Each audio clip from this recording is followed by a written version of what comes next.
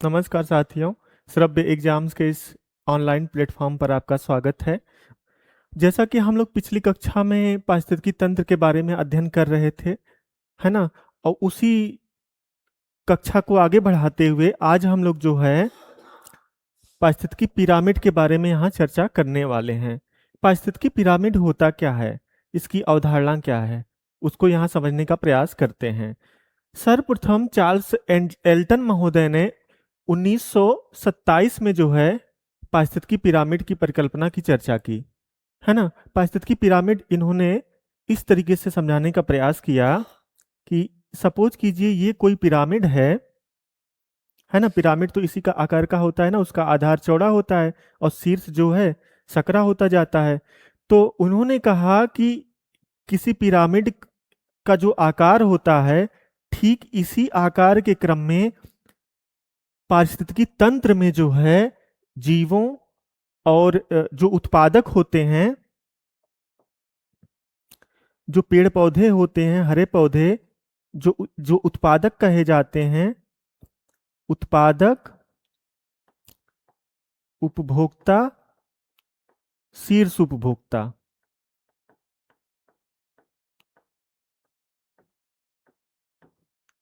ठीक है। और यहाँ पे डिकम्पोजिशन के लिए जो है, जो अपरद खाद्य श्रृंखला होती है, जो हमने पिछली कक्षा में चर्चा किया था, वो आ जाते हैं। तो उन्होंने ये कहा कि पिरामिड के माध्यम से वो समझाने का प्रयास किए कि किसी पारिस्थितिकी तंत्र में जो है, जो प्राथमिक उत्पादक होते हैं, उनका जीव भार, उसमें संचित ऊर्जा, उसका जो एक क्रम होता है, एक जो सचित्र बनता है, वो पिरामिड के आकार का बनता है। ठीक है, ये उन्होंने अवधारणा 1927 में प्रस्तुत की। अब हम इसकी परिभाषा के माध्यम से इसको समझने का प्रयास करते हैं। पारिस्थितिकी तंत्र के प्राथमिक उत्पादकों एवं विभिन्न श्रेणी के उपभोक्ताओं, विभिन्न श्रेणी से तात्पर्य है कि प्राथमिक, द्वितीयक, तृतीयक, जो भी शीर्ष उपभोक्ता है, उस श्रेणी तक जो है उपभोक्ताओं की संख्या, जीवभार तथा संचित ऊर्जा में परस्पर एक प्रकार का संबंध होता है। इन संबंधों का सचित्र स्वरूप जो होता है, वही पारिस्थितिकी पिरामिड कहलाता है। ये जो सचित्र स्वरूप है, यही जो है पारिस्थितिकी पिरामिड कहलाता है। जैसे हमने कहा कि यहाँ पे इन्होंने कहा कि जो उत्पादक हैं, है ना, प्राथमिक उत्पादक जो हैं, जैसे हरे पेड़ पौधे, हरे पेड़ पौधे तो प्राथमिक उत्पादक होंगे, है ना, वो यहाँ पे आ जाएंगे। और विभिन्न श्रेणी के प्राथमिक उपभोक्ता, है ना, जैसे हरे पेड़ पौधों को बकरी खाएगी, फिर बकरी खाएगी, या हिरण खाएगा, या हरे पेड़ पौधे घासों को टिड्डे खाएंगे, तो वो जो है उपभोक्ताओं की श्रेणी में आ जाएंगे। तो उनकी जो संख्या है और उसमें जो ऊर्जा का प्रवाह होता है, जैसे आप जानते हैं, जैसे जैसे इस तरफ जाते हैं, यानी कि उत्पादक से शीर्ष उपभोक्ता तक जाते हैं, तो जो ऊर्जा है पारिस्थितिकी तंत्र में, वो घटती जाती है। लिंडमैन के नियम के अनुसार, 10% के नियम के अनुसार वो घटती जाती है। और जैसे जैसे यहाँ पे आते हैं, यानी कि ऊपर से नीचे तक आते हैं, तो जो अधोक्रम में आते हैं, तो वहां पे जो है बायोमास जो होता है, वो जो है बढ़ता जाता है। तो यही जो एक क्रम है, ये जो एक तंत्र बन रहा है, एक एक जो परिपथ बन रहा है, इसी को जो है चार्ल्स एल्टन महोदय ने पारिस्थितिकी पिरामिड की संज्ञा दी और इसको समझाने का प्रयास किया। ठीक है, अब हम देख लेते हैं कि पारिस्थितिकी पिरामिड जो है होते कौन कौन से हैं। अभी अभी यहाँ पे चर्चा की गई कि संख्या पिरामिड की, है ना। संख्या पिरामिड क्या होता है? जैसे पारिस्थितिकी तंत्र में कोई जीव होगा, तो उसकी अपनी एक कोई पॉपुलेशन तो होगी, कोई जनसंख्या तो होगी, तो उसको जो है उसके आधार पर किस प्रकार से पिरामिड निर्मित हो सकता है, उसकी चर्चा की गई है। जैसे यह प्राथमिक उत्पादकों और विभिन्न स्तरों के उपभोक्ताओं की संख्या के मध्य संबंध दर्शाता है।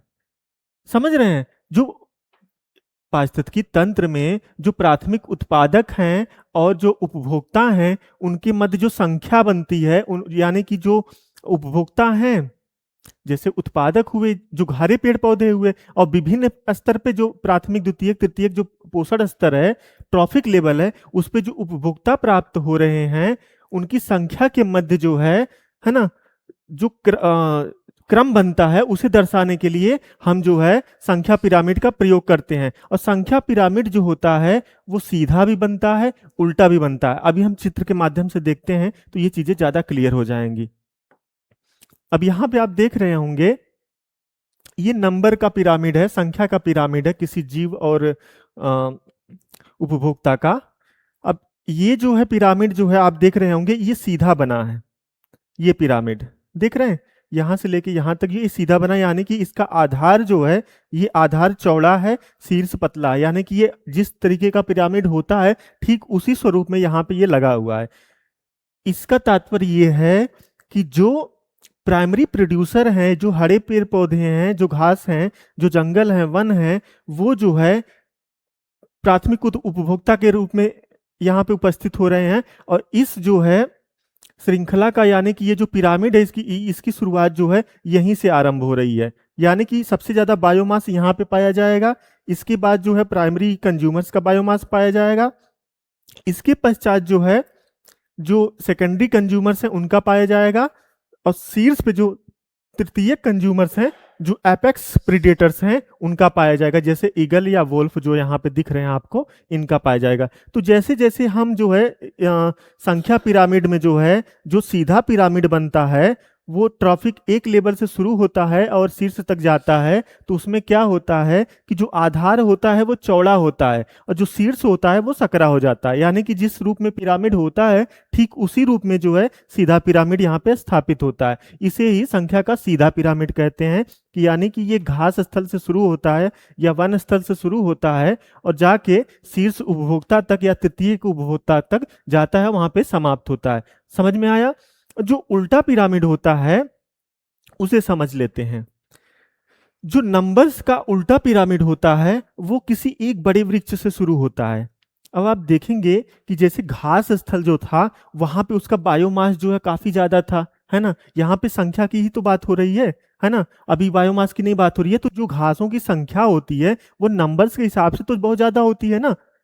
तो जबकि यहाँ पे जो वृक्ष है वो तो सिंगल वृक्ष की चर्चा हो रही है, तो इस वृक्ष पे जो आश्रित जीव हैं जिसमें मधुमक्खी है, कीड़े मकोड़े हैं, है ना, तो वो जो है इनकी संख्या ज्यादा होगी वृक्ष की अपेक्षा, है ना। उसके बाद जो सेकेंडरी कंज्यूमर्स आएंगे, सपोज कीजिए उनकी संख्या 20,000 हो जाएगी। वृक्ष एक था, जो उनपे आश्रित जो जीव थे कीड़े मकोड़े वो 5,000 थे, और जो सेकेंडरी कंज्यूमर्स आए वो 20,000 हो गए।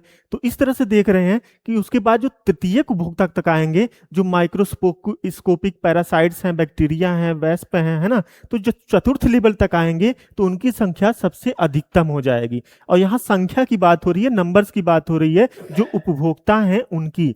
तो आप देखेंगे कि जो उत्पादक के स्तर पे जो है एक वृक्ष ही है, यहाँ पे एक वृक्ष है, लेकिन उस पे आश्रित जो पहले जो जीव आ रहे हैं छोटे छोटे वो 5,000 की संख्या में आ रहे हैं। उसके ठीक ऊपर जो दूसरे जीव आ रहे हैं वो 20,000 की संख्या में आ रहे हैं, यानी कि जो दूसरे उपभोक्ता हैं वो 20,000 की संख्या में आ रहे हैं। और जो अंतिम स्तर पे आ रहे हैं वो जो है अनगिनत आ रहे हैं, उनकी कोई संख्या डिफाइन नहीं की जा सकती। तो इस प्रकार से एक वृक्ष से शुरू होने वाली खाद्य श्रृंखला जो है अंतिम पैरासाइट्स या माइक्रोबायोम तक पहुंच रही है, तो उसका जो एक संख्या का पिरामिड बन रहा है, ये संख्या का पिरामिड बन रहा है, ये आप देखेंगे इस तरीके से बन रहा है, यानी कि इन्वर्टेड बन रहा है, उल्टा बन रहा है। जब इसका शीर्ष चौड़ा है और इसका जो है आधार जो है वो जो है सकरा हो गया है, जबकि यहीं पे जो है जो सीधा पिरामिड था वहां पे जो है घासों की संख्या ज्यादा थी, उसके बाद प्राइमरी कंज्यूमर्स उनसे कम थे, और उसके बाद जो है जो सेकेंडरी कंज्यूमर्स थे वो उससे कम थे, और सबसे कम जो है तृतीय उपभोक्ता थे। तो ये जो है सीधा हो गया था और ये जो है ठीक उल्टा हो गया। क्लियर हो गया सीधा पिरामिड और उल्टा पिरामिड क्या होता है, समझ में आ गया। अब जो है आगे देखते हैं कि जो बायोमास का पिरामिड होता है वो किस प्रकार से होता है और उसके बारे में क्या डिफिनीशन दी गई है। बायोमास पिरामिड क्या होता है? खाद्य श्रृंखला खाद्य जाल के सभी पोषण स्तरों पर भंडारित स्टोरेज समस्त जीवों के सकल भार या जीव भार को दर्शाते हैं। क्या मतलब निकला इसका? खाद्य श्रृंखला एवं खाद्य जाल के सभी पोषण स्तरों पर भंडारित समस्त जीवों के सकल भार जीव भार को दर्शाता है बायोमास पिरामिड। यानी कि एक खाद्य श्रृंखला में जो भी बायोमास है उसकी जो ग्रॉस वेट है, उसका जो है जो जीव भार है, वही जो है बायोमास का पिरामिड कहलाता है। जैसे जो घास है उसका जो बायोमास क्या क्या होगा, फिर उसके बाद जो प्राइमरी कंज्यूमर्स है उनका बायोमास क्या होगा, फिर सेकेंडरी कंज्यूमर्स जो है उनका बायोमास क्या होगा। तो इस आधार पे कोई श्रृंखला अगर बनती है, कोई पिरामिड बनता है, तो वो किस प्रकार से होगा, उल्टा होगा या सीधा होगा, उसे हम जानने का यहाँ प्रयास करते हैं। तो इसके संबंध में भी जो पिरामिड बनता है, बायोमास का जो पिरामिड बनता है, वो भी सीधा एवं उल्टा दोनों बनता है। कैसे? अगर कोई पिरामिड जो है, उदाहरण के तौर पे जो वृक्ष एवं घास स्थल से शुरू हो रहा है पिरामिड, तो वो सीधे बनेंगे। जैसे कि पिछली अभी हम नंबर्स के संबंध में जो देखे थे, तो वो सीधे बनते हैं। जबकि जो तालाब के जीवभार का जो पिरामिड होता है वो सदैव उल्टा बनता है। चित्र के माध्यम से हम स्पष्ट करते हैं इसको भी। अब यहां पे आप देख रहे होंगे कि जो बायोमास पिरामिड है वो जो है, जो प्राथमिक स्तर से शुरू हो रहा है, वो देख रहे हैं आप सीधा बन रहा है। बायोमास से तात्पर्य क्या है कि जैसे कोई वृक्ष है तो उसकी शाखाएं हैं, वृक्ष का तना है, वृक्ष की पत्तियां हैं, फल हैं, तो ये आप देख रहे हैं कि इसका जो भार होगा, सकल भार जो होगा, तो वो जो है उस पे आश्रित जीवों की अपेक्षा ज्यादा होगा ना। तो वही तो है सकल जैव भार। उसी को तो समझने का प्रयास कर रहे हैं कि ये जो आप देख रहे हैं, वन है, घास है, जंगल है, पेड़ पौधे हैं, तो इनका जो बायोमास होगा, इनका जो बायोमास होगा वो इन पे आश्रित जीवों की अपेक्षा ज्यादा होगा ना। फिर ये जो जीव हैं, इन जीवों को खाने वाले जो उपभोक्ता हैं, सेकेंडरी कंज्यूमर्स, तो उनका जो भार होगा इनकी अपेक्षा इनका भार तो कम होगा ना। ठीक यही जस्ट इनके साथ भी हो रहा है। तो यही चीज जो है कि यहां भी जो बायोमास का पिरामिड है उसका आधार चौड़ा होगा और शीर्ष जो है सकरा होगा, और इसमें जो एनर्जी का फ्लो जो 10% का नियम है वही पालन होगा। ठीक, तो एनर्जी का भी फ्लो इसी तरीके से है, और बायोमास और संख्या का भी पिरामिड में जैसे देख रहे थे, ठीक उसी प्रकार से यहाँ भी है। क्लियर हो गया? अब जो जलीय श्रृंखला के बारे में बात कर रहा है कि जलीय श्रृंखला में इन्वर्टेड बायोमास पिरामिड बनता है ना। तो ये जो है स्थल मंडल पे था, क्योंकि आप देख रहे थे वृक्ष या घास से शुरू हो रहा था ये पिरामिड। ठीक, और ये जो है आपका जो है एक्वाटिक सिस्टम में हो रहा है, यानी कि जलीय तंत्र में ये हो रहा है। कैसे समझने का प्रयास करते हैं। सबसे पहले आप देखेंगे कि यहां पे जो प्राइमरी प्रोड्यूसर हैं, हमने आपसे कहा था कि जलीय तंत्र में जो प्राइमरी प्रोड्यूसर होते हैं, उत्पादक होते हैं, प्राथमिक उत्पादक, वो फाइटोप्लैंक्टन या जूप्लैंक्टन होते हैं। ठीक है, अब यहां पे आप देखेंगे कि जो जलीय तंत्र ये है, ये वाला जो आप यहाँ पे त्रिभुज देख रहे होंगे कि यहाँ पे ये जो उपस्थित हैं 50 ग्राम प्रति मीटर स्क्वायर, है ना। तो यहाँ पे ये जो भी जीव अवस्थित हैं, यही जो है आपके प्राथमिक उपभोक्ता हो जाते हैं। यानी कि आप देख रहे हैं कि ये काफी सकरा चीजें हैं, और इनकी जो बायोमास है, यानी कि इनका जो भार है, अगर आप वजन करेंगे तो वो काफी कम प्राप्त होगा इनकी अपेक्षा या इनकी अपेक्षा। तो इसीलिए यहाँ पे देख रहे हैं आप 50 ग्राम से शुरुआत हो रही है। ठीक, और ये जो है आपके प्राइमरी कंज्यूमर्स एक्चुअली हैं, और जो प्राइमरी प्रोड्यूसर हैं उनकी संख्या तो और भी कम होगी, क्योंकि वो जो है बिल्कुल ही सूक्ष्म, अत्यंत सूक्ष्म जो है जीव होंगे, है ना। वो फाइटोप्लैंक्टन एकदम छोटे छोटे माइक्रोस्कोपी टाइप के होते हैं, जिन्हें जो है अपना भोजन जो है प्राइमरी कंज्यूमर जो जू प्लैंक्टन होते हैं, वो जैसे क्रिल मछली होती है, सागर में देखते होंगे, जैसे कोई इमेज देखते होंगे या वीडियो विजुअल्स देखते होंगे, तो वहां पे जो है छोटी छोटी मछलियां झुंड की संख्या में जो है सागर तंत्र में अपना तैरती रहती हैं। ठीक, तो वही जो है छोटी छोटी मछलियां जो है या जो प्लैंक्टन जो होते हैं, वो जो है इन प्राइमरी प्रोड्यूसर को जो है अपना भोजन बनाते हैं इस संख्या में जो है, और इनकी शुरुआत होती है। इसके बाद जो सेकेंडरी कंज्यूमर्स आते हैं, उनकी जो मात्रा है वो 150 ग्राम के आसपास हो जाती है। ठीक, इसके बाद जो आते हैं वो उनकी संख्या और बढ़ती जाती है जो है। तो ये कहने का क्रम है कि जो जलीय तंत्र में जो बायोमास की जो श्रृंखला शुरू हो रही है, वो प्राथमिक उत्पादकों से शुरू हो रही है, फाइटोप्लैंक्टन से शुरू हो रही है। उनको जो है जू प्लैंक्टन अपना भोजन बना रहे हैं। उसके बाद जो मध्यम आकार की मछलियां हैं, उनका क्रम आ रहा है, उस सबसे शीर्ष पे जो है व्हेल या शार्क आ जा रही हैं। शार्क या व्हेल जानते हैं उनका सबसे ज्यादा जैव भार होगा, क्योंकि उनका शरीर बहुत विशालकाय होता है। उनसे छोटा जो है मध्यम आकार की मछलियों का होगा, फिर उनसे छोटा जो है जो जू प्लैंक्टन होंगे उनका होगा, फिर उनसे छोटे जो होंगे वो प्राइमरी प्रोड्यूसर होंगे। तो इस प्रकार से आप देखेंगे जो बायोमास उनका है, ये जो उनका जैव भार है, वो काफी जो है नीचे, जैसे जैसे ऊपर से नीचे आ रहे हैं वो सकरा हो जा रहा है, और जो शीर्ष है वो आधार चौड़ा हो रहा है। यानी कि जो पिरामिड है उसका ठीक जो है पिरामिड जो है ये उल्टा बन जा रहा है।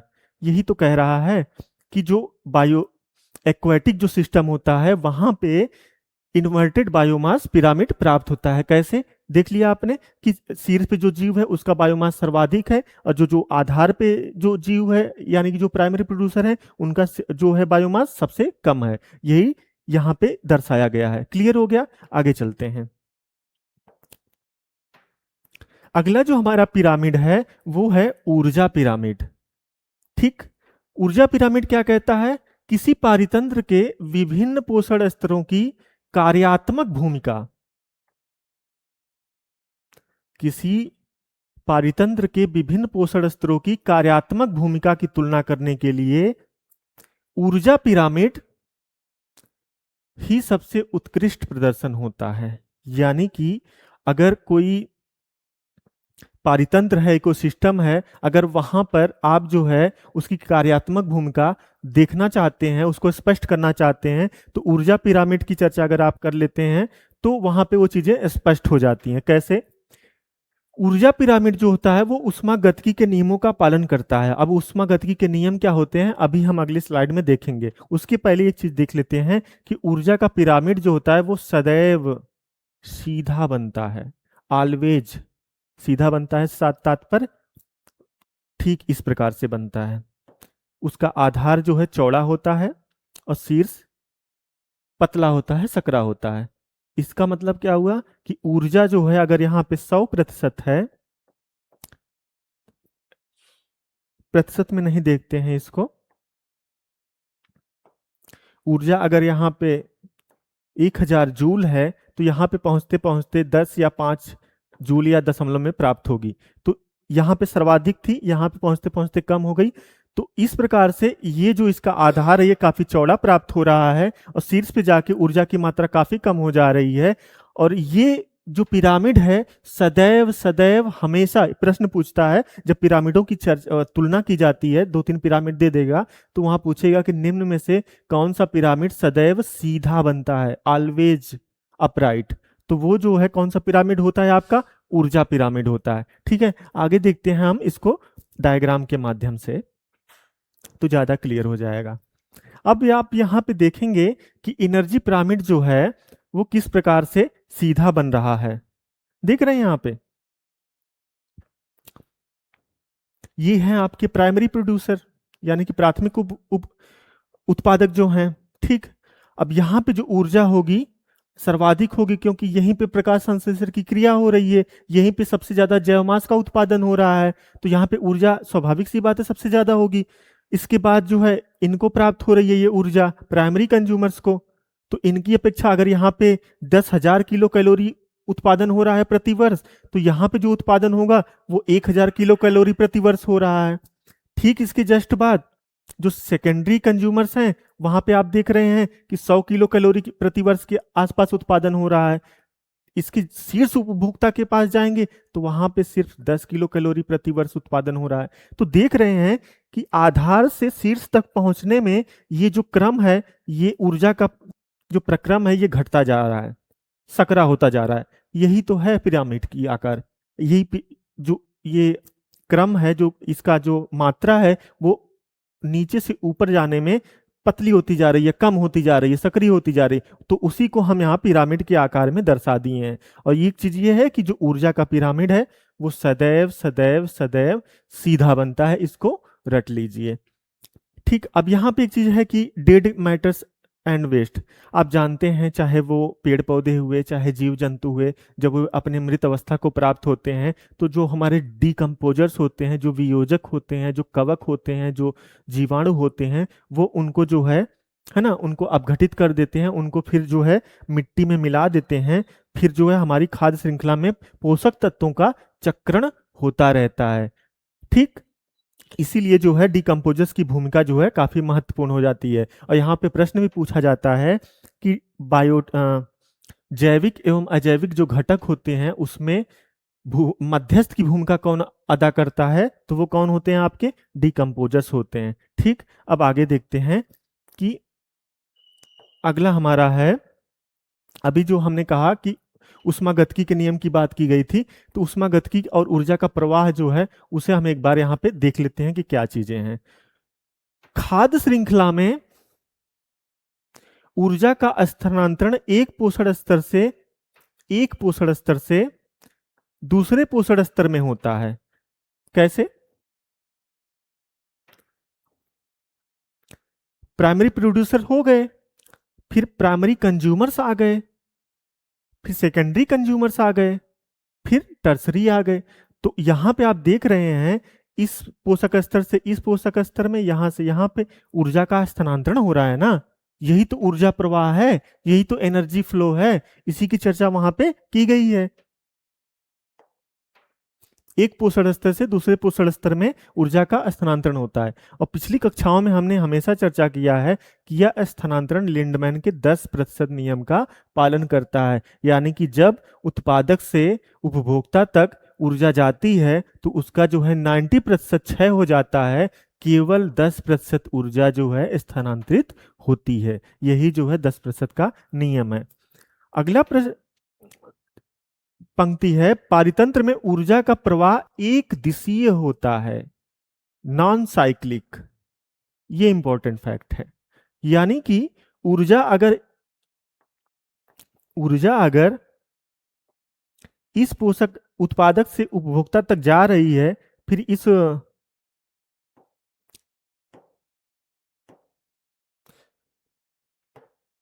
इस उपभोक्ता से यहां तक जा रही है, तो इसमें जो है एक दिशा होगी, यानी कि चक्री नहीं होगी कि यहां से यहां भी आ गई, फिर यहां से यहां आ गए, फिर यहां से चले गए। तो ये चक्री क्रम में नहीं होगी, यूनिडायरेक्शनल होगी। समझ रहे हैं? तो यही चीज यहां पे बताने का प्रयास किया गया। जबकि पोषक तत्वों का जो प्रवाह होता है वो साइक्लिक होता है, चक्री होता है। अभी अभी हमने यहाँ पे चर्चा किया कि जब ये जीव या पेड़ पौधे जब मृत अवस्था को प्राप्त होते हैं तो वो जो है उनको डिकम्पोजर जो है अपघटित करके मिट्टी में मिला देते हैं। फिर मिट्टी में मिलने के बाद पोषक तत्व के रूप में पेड़ पौधे उन्हें पुनः ग्रहण कर लेते हैं। फिर जो एनर्जी फ्लो है वो सिस्टम में, तंत्र में, पारितंत्र में बना रहता है चक्री क्रम में। लेकिन ऊर्जा जो है वो जो है चक्री क्रम में नहीं प्राप्त होती है, वो एक दिशा से दूसरी दिशा में ही प्राप्त होती है। जब यहां से यहां ट्रांसफर हो गई, फिर यहां से यहां ट्रांसफर नहीं होगी।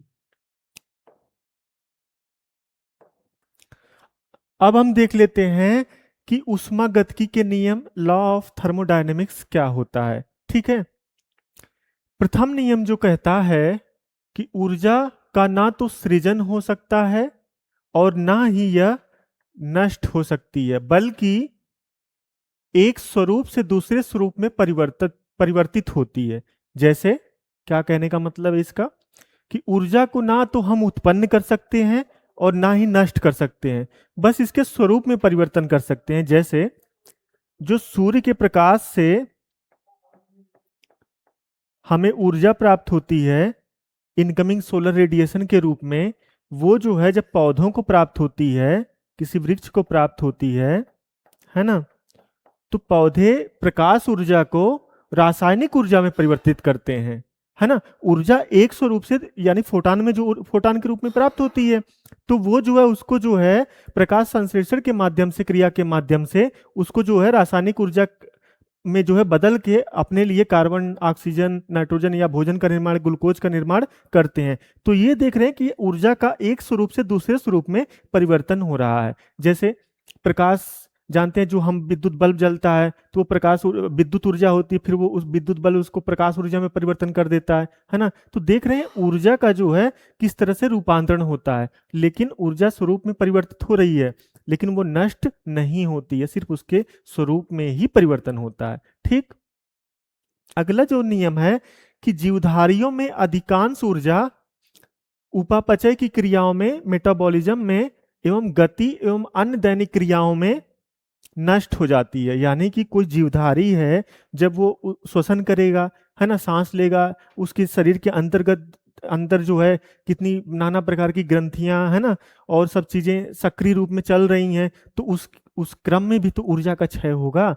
समझ रहे हैं।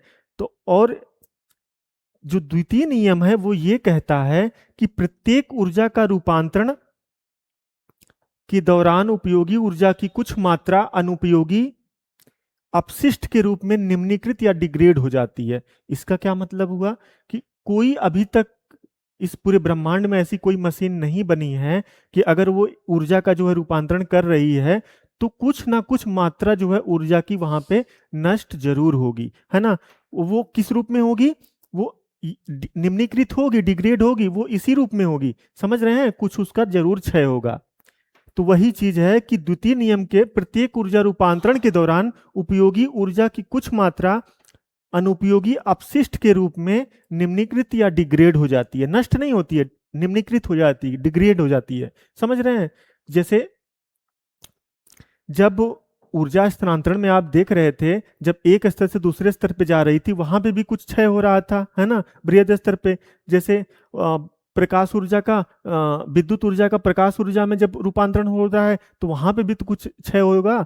और एक चीज और आप जानते हैं, जब ऊर्जा जो है किसी परिपथ में चलती है, किसी माध्यम में चलती है ना, विद्युत तारों के माध्यम से, तो प्रवाह के क्रम में भी ऊर्जा कुछ ऊष्मा ऊर्जा के रूप में नष्ट हो जाती है ना, एक माध्यम से दूसरे माध्यम में जाने पे परिवर्तित हो जाती है। तो यही जो है ये नियम यहाँ पे स्पष्ट करता है। आगे देखते हैं। अब एक नया टॉपिक आता है आपका इकोलॉजिकल सक्सेशन, पारिस्थितिकीय अनुक्रमण। पारिस्थितिकी अनुक्रमण क्या चीज है ना, इसे हम देख लेते हैं। एक्चुअली पारिस्थितिकी अनुक्रमण जो है इसे वार्मिंग एवं क्लीमेंट्स ने 1916 में इस अवधारणा को प्रस्तुत किया। उन्होंने ये कहा कि पारितंत्र में, पारिस्थितिकी तंत्र में जो है अचानक से जो है वन या क्लाइमेक्स कम्युनिटी का उत्पादन नहीं हो जाता है। एक ग्रेजुअल एक प्रोसेस होता है ना, कि सबसे पहले पृथ्वी पे अचानक से सब पेड़ पौधे जीव जंतु थोड़ी ना उत्पन्न हो गए होंगे, कुछ प्रक्रिया हुई होगी ना, लाखों वर्षों करोड़ों वर्षों की एक प्रक्रिया के माध्यम से ही आज हम यहाँ तक पहुंचे हैं। तो यही जो है उन्होंने एक शब्दावली के माध्यम से, कि इकोलॉजिकल सक्सेशन के माध्यम से इसको समझाने का प्रयास किया है। ठीक है, देखते हैं इसको कैसे इन्होंने समझाया है। वह प्रक्रम जिसके द्वारा किसी क्षेत्र में पाई जाने वाली वनस्पति और जंतु प्रजातियों के समुदाय समय के साथ दूसरे समुदाय में परिवर्तित हो जाते हैं या दूसरे का स्थान ले लेते हैं। क्या मतलब हुआ इसका? जैसे सपोज कीजिए कि जैसे हम लोग बचपन में देखते थे, क्रिकेट खेलते थे अपने ऊसर भूमि में जाके, कहीं वन भूमि में जाके या खेत में, तो वहाँ एकदम पूरी प्लेन भूमि रहती थी। फिर देखते थे कि वहाँ पे जो है धीरे धीरे जो है छोटी छोटी घासें उगाती थी, है ना। फिर उसके बाद जो है वहाँ पे उनसे घासों से बड़े बड़े पेड़ पौधे उगाते थे।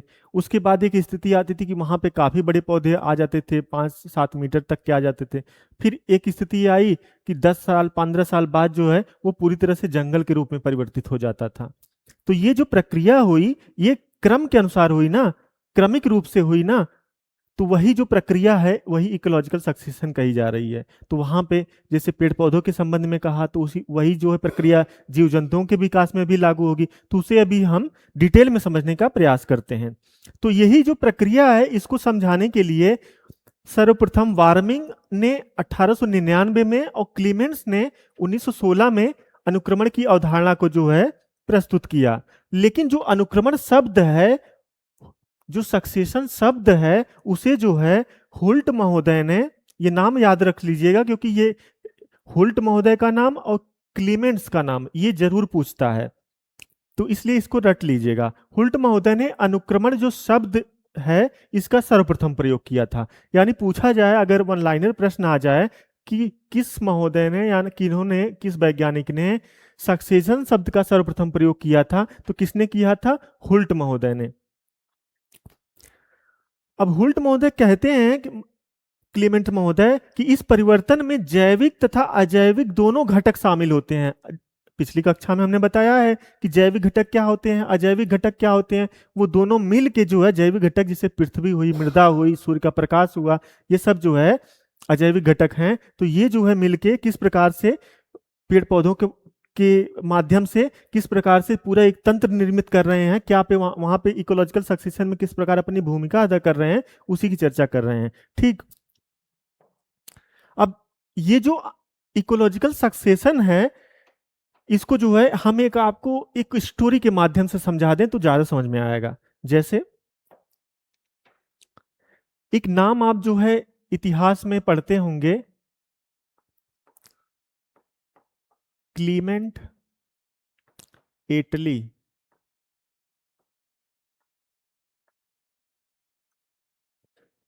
तो अपने आप इरेज हो जाता है। क्लीमेंट एटली जो थे, ये ब्रिटिश प्रधानमंत्री थे। कब के थे? ये जब भारत आजाद हुआ था 1947 में, तो उस समय ये ब्रिटिश पीएम थे, लेबर पार्टी के। उसी समय भारत को जो है स्वतंत्रता मिली थी। मैं ये नाम इसलिए लिया क्लीमेंट, क्योंकि यही नाम जो है जान रहे हैं 1916 में जो है प्रयोग किया गया है। सक्सेशन की जो पूरी प्रावस्था जो दी है वो क्लेमेंट महोदय ने दी है। तो क्लेमेंट एटली जो है, ये कहानी में बता रहा हूं कि सपोज कीजिए कि जो सक्सेशन है वो बिल्कुल प्रारंभ से एकदम, जहां पे पृथ्वी है, कोई कुछ भी कोई वनस्पति प्राप्त नहीं हो रही है, कुछ भी कोई संसाधन नहीं है पृथ्वी पे, वहां से सक्सेशन आरंभ होता है और जो है वनों तक जाके संपन्न होता है ना। तो उसी संबंध में सपोज कीजिए कि भारत जो है एकदम, भारत के संसाधनों का दोहन किया जा चुका है। भारत बिल्कुल भी एकदम प्राथमिक अवस्था में है, जहां पे पायोनियर कम्युनिटी की आवश्यकता है, यानी कि उद्योग धंधे सब कुछ विकास करने की आवश्यकता है। उसी समय जो है क्लीमेंट महोदय द्वारा जो है भारत को आजादी प्रदान की जाती है। समझ रहे हैं कि 1947 में ही क्लीमेंट एटली द्वारा जो है भारत को आजादी प्राप्त हो जाती है। तो उससे क्या होता है, उसी समय भारत जो है, भारत की भूमि पे, भारत की धरा पे नए नए उद्योग धंधे वहां पे स्थापित होना शुरू होते हैं।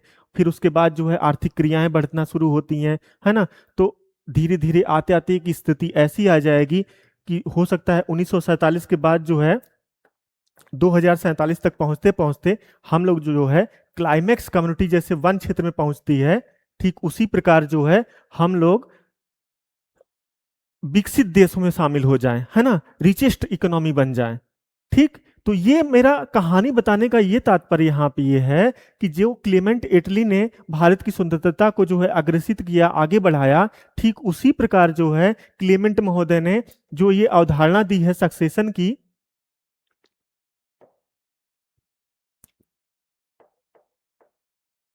जो ये अवधारणा दी है सक्सेशन की, वो जो है बिल्कुल जीरो से आरंभ होके और क्लाइमेक्स कम्युनिटी तक पहुंच रही है। ठीक। अब क्लीमेंट जो नाम है ये आपको नहीं भूलना चाहिए, इस कहानी को आप याद रखेंगे तो ये नाम नहीं भूलेगा।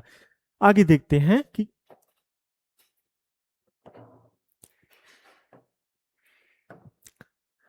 अब अनुक्रमण जो है दो प्रकार का होता है। कैसे? जो एक्चुअली सबसे पहले हम देख लेते हैं कि एक्चुअली अनुक्रमण है क्या, तब ज्यादा क्लियर होगा। इकोलॉजिकल सक्सेशन की स्टेजेज होती हैं। ये स्लाइड यहाँ पहले आ गई है, एक दूसरी स्लाइड देखते हैं। हाँ, ये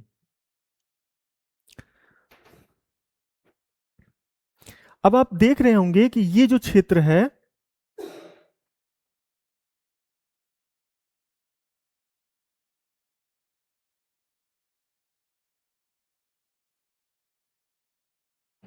ये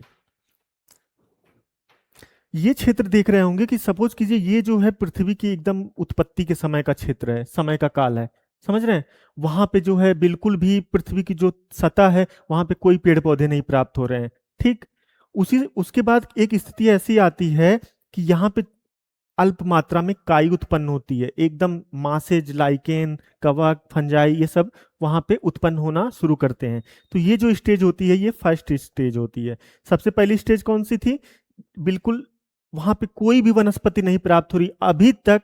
पृथ्वी के इतिहास में वहां किसी भी वनस्पति, किसी भी जंतु की प्राप्ति नहीं होती है। उसे क्या कहते हैं? उसे कहते हैं न्यूडेशन, नग्नता।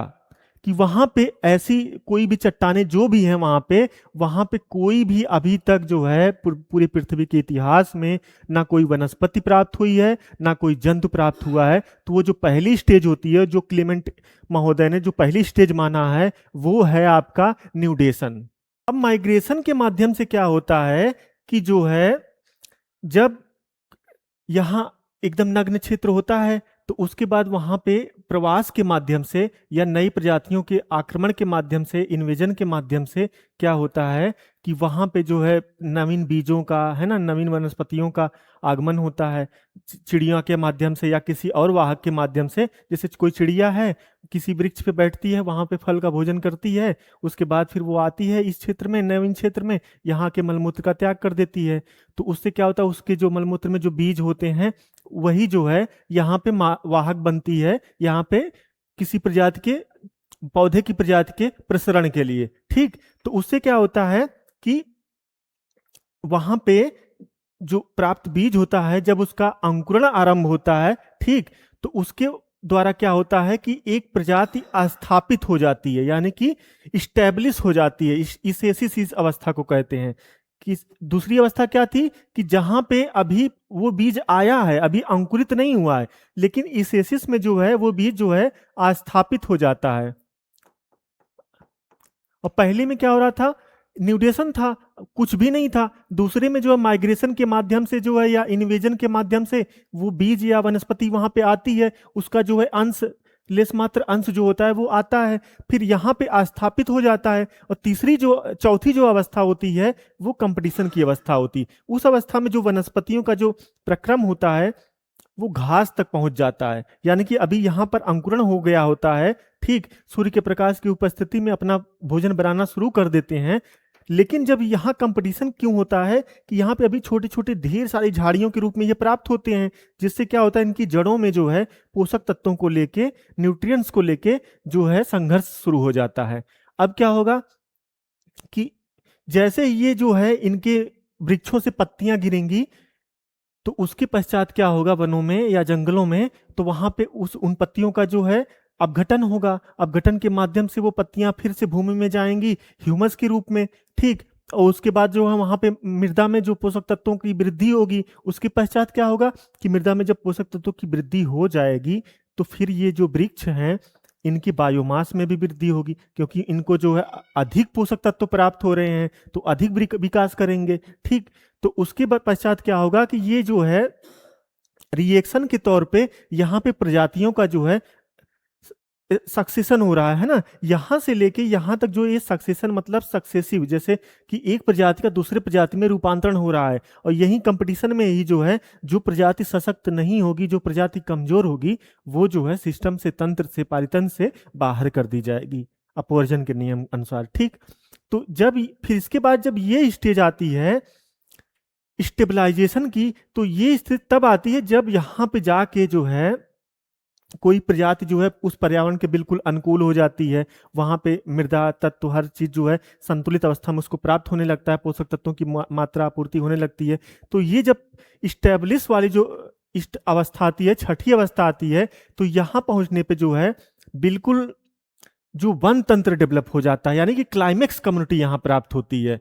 क्लीमेंट महोदय ने जो ये 6 अवस्थाएं बताए हैं उसकी जो है हम यहाँ पे चर्चा कर रहे हैं, ठीक है। और वो जो है 6 और 6 अवस्थाओं में जो स्टेबलाइजेशन की अवस्था बताते हैं, वहां पे पहुंच के प्रजाति जो है क्लाइमेक्स को प्राप्त होती है, यानी कि यहाँ पे क्लाइमेक्स कम्युनिटी प्राप्त होती है। अब हम देख लेते हैं कि फ्लो चार्ट के माध्यम से कि क्या क्या जो है दशाएं प्राप्त होती हैं, तो वहां पे ज्यादा आपका क्लियर हो जाएगा। अभी हम चित्र के माध्यम से जो है इसको समझ रहे थे। पहली अवस्था में जो न्यूडेशन की अवस्था है, उसमें कहते हैं कि किसी कारणवश वनस्पति रहित जो नग्न क्षेत्र है उसका निर्माण होता है।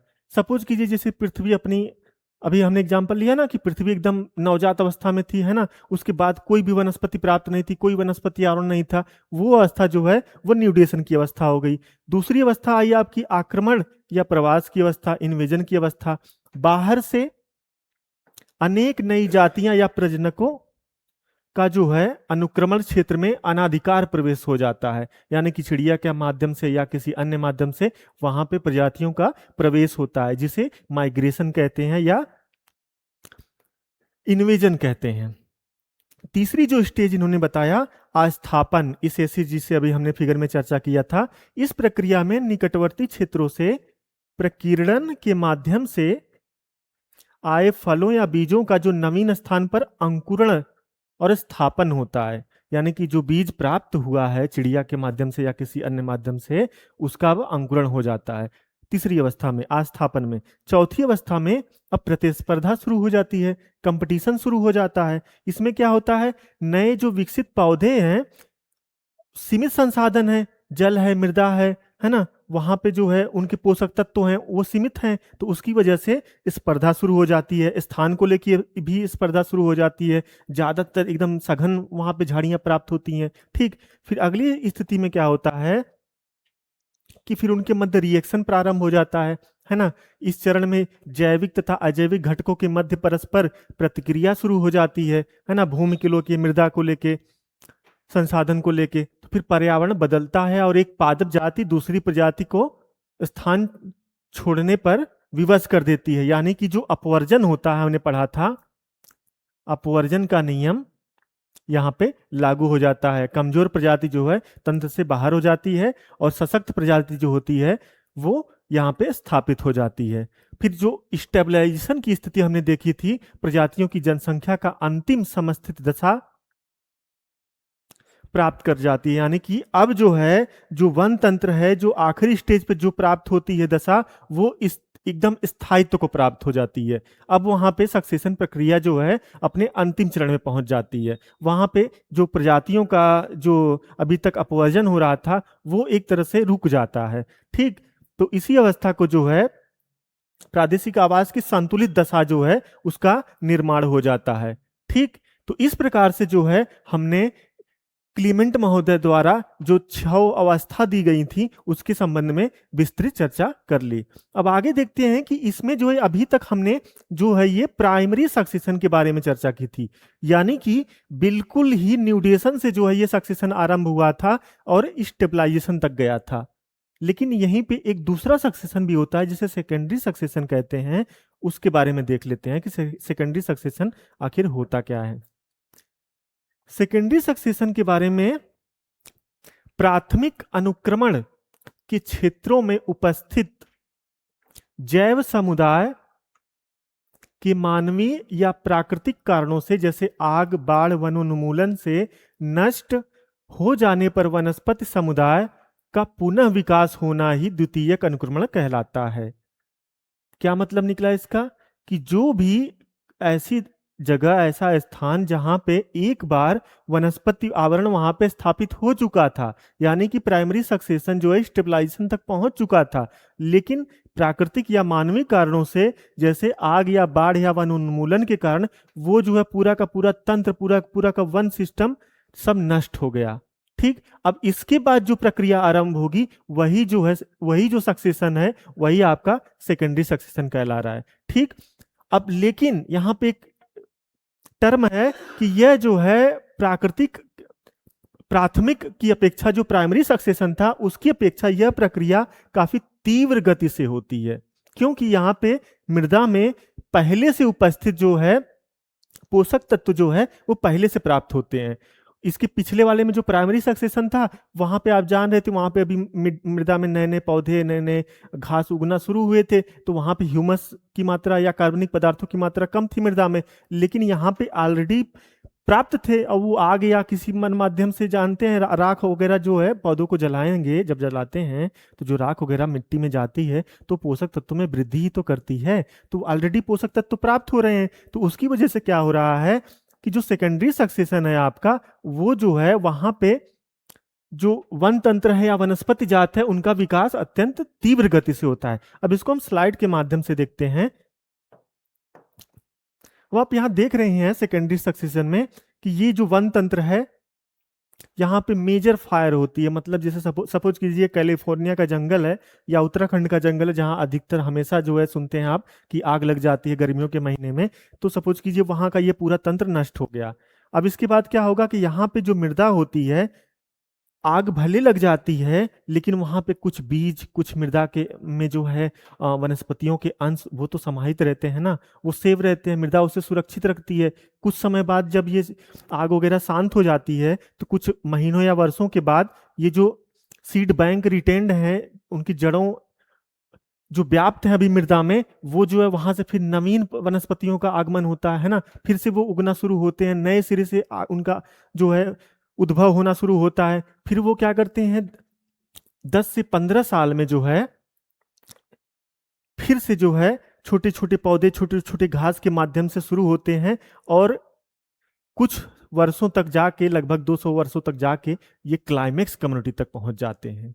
समझ रहे हैं? तो ये जो प्रक्रिया है कि यानी कि एक बार वहां पे वन स्थल स्थापित हो चुका था, उसके बाद मानवीय या प्राकृतिक गतिविधियों से वो वन स्थल नष्ट हो गया, फिर पुनः जो है वहां पे जब वनस्पति जात उगना आरंभ होती है तो वो जो सक्सेशन कहलाता है वही हमारा सेकेंडरी सक्सेशन होता है। क्लियर हो गया? अब आगे चलते हैं।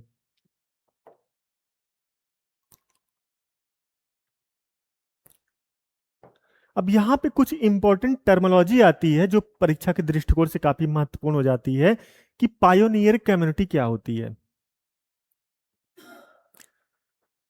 जो खाली क्षेत्रों को अपना सबसे पहले वास स्थान बनाते हैं, इन अग्रगामी प्रजातियों की वृद्धि दर बहुत अधिक होती है किंतु इनका जीवन काल कम होता है। क्या मतलब हुआ इसका? ये चित्र देख रहे होंगे आप, ये जो पहली स्टेज है ना, फर्स्ट स्टेज प्राइमरी स्पेसीज, जब नग्न क्षेत्र था, न्यूडेशन जहां पे था, वहां पे बिल्कुल भी पोषक तत्व तो बहुत ही अल्प मात्रा में थे। ठीक, तो वहां पे आप देख रहे थे लाइकेन उत्पन्न हो रहे थे, काई उत्पन्न हो रही थी। ठीक, तो उनका जो है जीवन काल कम होता है लेकिन उनकी संख्या अधिक होती है और तेजी से विकास करते हैं। ठीक है, तो वही जो पहली कम्युनिटी है वही पायोनियर कम्युनिटी कही जाती है, यानी कि वो सबसे पहले उत्पन्न होते हैं, सबसे पहले प्राप्त होते हैं, सबसे प्राथमिक जीव होते हैं, सबसे प्राथमिक जो है जीवन जो होता है वही पायोनियर कम्युनिटी कहलाता है। अब दूसरा है, जब ये ग्रास रूट या में डेवलप हो जाते हैं तो फिर वो जो है धीरे धीरे डेवलप करके जो है अपना जो है फिर कार्निफोरस मैपल मध्यम जंगलों में विकसित होंगे, फिर अंत में जाके जो है मेच्योर जंगल में विकसित हो जाते हैं, यानी कि क्लाइमेक्स कम्युनिटी को प्राप्त होते हैं, अंतिम अवस्था को प्राप्त होते हैं। ठीक है, तो ये जो पूरा प्रक्रम है यही जो है पायोनियर कम्युनिटी से स्टार्ट होके इंटरमीडिएट, उसके बाद सेकेंडरी फॉरेस्ट के रूप में चलते हुए क्लाइमेक्स कम्युनिटी को प्राप्त होता है। ठीक है, आगे देखते हैं क्या कहता है स्लाइड में। अगला जो टर्म है वो है क्रमिक समुदाय, सेरल कम्युनिटी। सेरल कम्युनिटी क्या है? पायोनियर समुदाय से, अभी हमने देखा ना जो लाइकेन वगैरह थे वो पायोनियर कम्युनिटी थे, छोटी छोटी जो लाइकेन थे, काई थी, वहां से जो चरम समुदाय की ओर बढ़ते हुए बीच में आने वाले सभी बदलते समुदायों की जो क्रमिक समुदाय जो है वो कहलाते हैं। कैसे? अब हमने देखा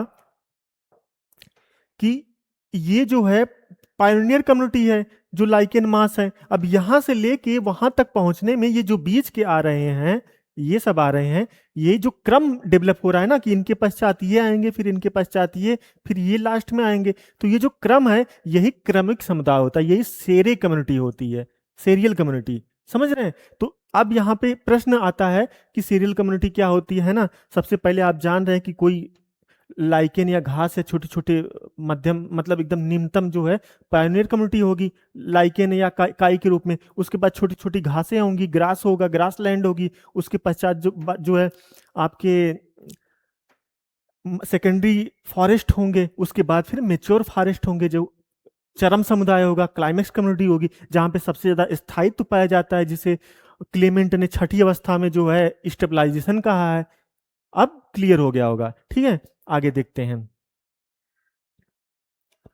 तो इस प्रकार से हमने देख लिया कि स्थल पे जो है किस प्रकार से प्राइमरी सक्सेशन से लेके सेकेंडरी सक्सेशन क्या क्या होता है वो हमने पूरी तरह से समझ लिया। ठीक है, अब जल स्थल के संबंध में देख लेते हैं जलीय पारिस्थितिक तंत्र में किस प्रकार से अनुक्रमण घटित होता है। जलीय पारिस्थितिक तंत्र में भूस्खलन, बांध निर्माण एवं मृदा अपर्दन आदि से नवीन जलीय तंत्र निर्मित होते हैं, जिनमें अवसादों सेडिमेंट्स का जमाव आसानी से होता है। सपोज कीजिए कि ये कोई जलीय तंत्र है। अब यहां पे भूस्खलन हो गया या फिर हमने बांध बना के यहाँ पे जल इकट्ठा कर लिया, तो वहां पे जो जल में घुले जो तत्व होंगे, जो अवसाद होंगे, उनका जमाव होगा ना। जब उनका नए सिरे से जमाव हो रहा है वहां पे, तो कोई वनस्पति शुरू शुरू में तो कोई वनस्पति नहीं प्राप्त होगी ना। तो वही चीज यहाँ पे समझाने का प्रयास किया गया। उसके पश्चात क्या कह रहे हैं कि ऐसे नवीन जलीय तंत्र में जलीय जातियों के आक्रमण के साथ जलारंभी अनुक्रमण एक्वेटिक सक्सेशन प्रारंभ होता है। अब जो यहाँ पे छोटे छोटे जल में घुले अवसाद से वो सब जम जाते हैं, यहाँ पे जमेंगे तो नई मृदा विकसित होगी यहाँ पे, और नई मृदा विकसित होगी तो जल में रहने वाले जो जीव होंगे, जल में आरंभ होने वाला जो सक्सेशन है वनस्पतियों के माध्यम से या अन्य चीजों के माध्यम से, वहां पे जो सक्सेशन आरंभ होगा वही जलारंभी अनुक्रमण कहलाएगा, एक्वेटिक सक्सेशन कहलाएगा। क्लियर हो गया? इसमें पादप प्लवक, फाइटोप्लैंक्टन तथा प्राणी प्लवक, जू प्लैंक्टन मिलकर अग्रगामी पायोनियर समुदाय का निर्माण करते हैं।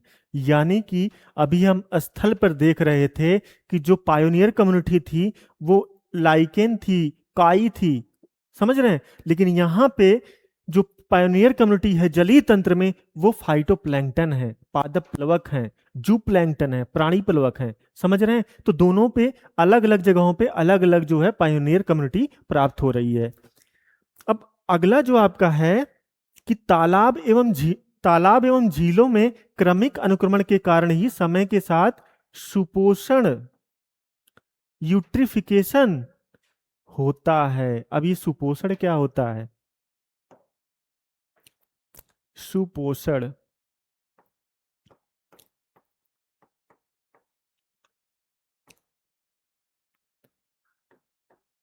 अभी हमने जाना कि ये है कोई जलीय तंत्र। सपोज कीजिए ये तालाब है,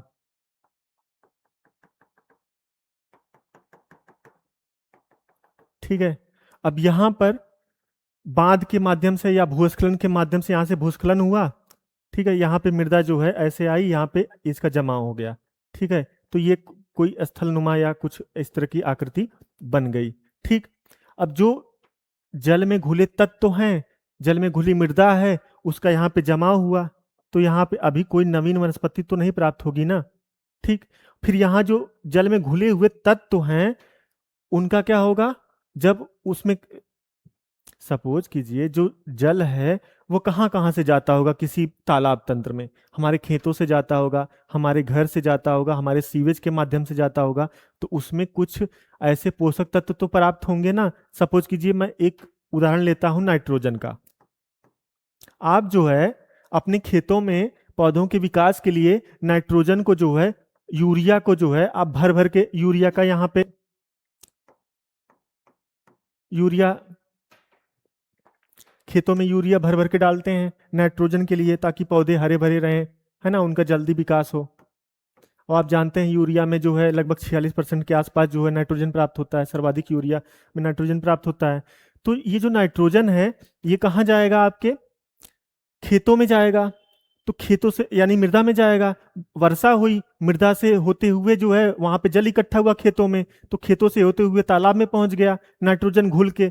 अब तालाब में पहुंचते ही यहाँ पे पहुंचेगा, यहाँ पे जो है नाइट्रोजन की सांद्रता बढ़ जाएगी। तो उसकी वजह से क्या होगा, यहाँ पे जो पेड़ पौधे छोटे छोटे होंगे या अभी जो यहाँ पे सक्सेशन आरंभ हुआ है उनको पोषक तत्वों की अधिक प्राप्ति होगी, जिससे क्या होगा, यहाँ पे आप देखते होंगे जलकुंभी जो एक आक्रामक प्रजाति होती है, खूब ढेर सारी एकदम छा जाएगी, समझ रहे हैं। तो या कोई और दूसरी प्रजाति छा जाएगी, ढेर सारी घास उत्पन्न हो जाएगी। तो ये क्या हो रहा है कि किसी जलीय तंत्र में बाह्य कारकों द्वारा, जैसे सीवेज के माध्यम से या कहीं दूसरे स्थान से खेतों से जो जल यहाँ प्राप्त हो रहा है, उससे उस जलीय तंत्र का पोषक तत्वों की मात्रा में वृद्धि हो जाती है तथा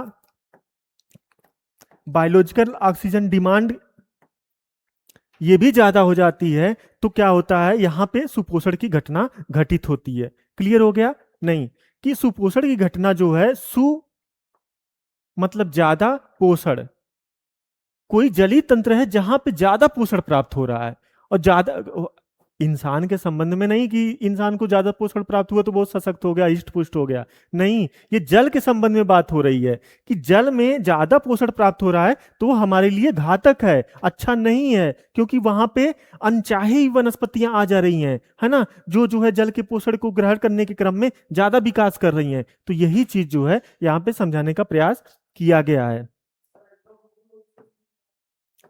कि सुपोषण जो है होता है। ठीक है, अब आखिरी में जो है एक और टॉपिक हमारा बच जाता है, वो है बायोटिक इंटरेक्शन, जैविक अन्योन्य क्रिया। अब ये क्या चीज है, इसे समझने का प्रयास करते हैं। जैविक अन्योन्य क्रिया जो है, जैसे आप जानते हैं कि प्रकृति में, नेचर में अनेक प्रकार के जीव पाए जाते हैं, जीव जंतु पाए जाते हैं, वनस्पतियां पाई जाती हैं। तो क्या प्रकृति ने जब सबको जीवन दिया है तो उनके जीवन यापन के लिए कुछ स्रोत या कुछ माध्यम भी डेवलप किया है? तो वही जो है कहा जा रहा है कि किस प्रकार से उनका जीवन यापन होता है, कैसे वो अपने भोजन के लिए, अपने आवाज के लिए कैसे किस दूसरी प्रजाति में निर्भर करती हैं, या कैसे किस प्रकार की इंटरेक्शन करती हैं, तो उसी के संबंध में यहाँ पे बताया गया है। ठीक है, देखते हैं। अंतःजाति अन्योन्य क्रिया क्या होती है, इंट्रास्पेक्टिव इंटरेक्शन क्या होता है?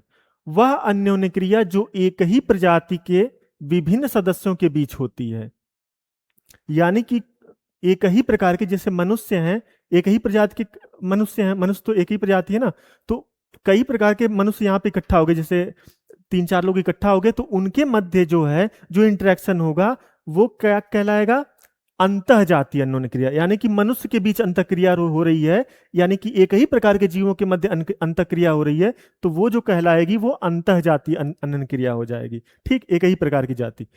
और दूसरा होता है अंतरजातीय अन्योन्य क्रिया, यानी कि विभिन्न अलग अलग जातियों के मध्य जो अंतरक्रिया होती है, यानी कि कोई ए प्लस ए,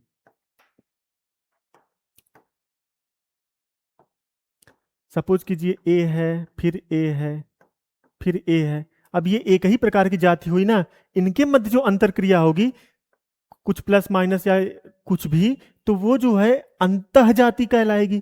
लेकिन वहीं ए हो गया, बी हो गया, सी हो गया, तो ये विभिन्न प्रकार के हैं ना, तो इनके मध्य जो इंटरेक्शन होगा, जो अंतक्रिया होगी, वो जो है अंतरजाति कहलाएगी। अंतःजाति अंतरजाति क्लियर हो गया? अब आगे देखते हैं।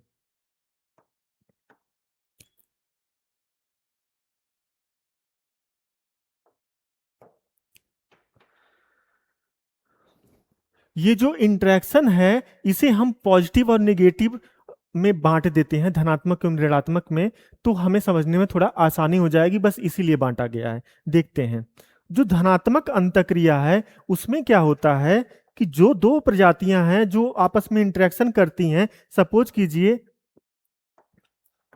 कि ये दो प्रजातियां हैं ए प्लस ए, अगर ये आपस में इंटरेक्शन करती हैं, अंतःक्रिया करती हैं, तो ये प्रजातियां या तो ए प्लस ए, या तो इस ए को भी लाभ होगा, या तो इस ए को भी लाभ होगा, या तो इस ए को लाभ होगा, और इस एक जो है कोई लाभ नहीं होगा, यानी कि उदासीन रहेगा।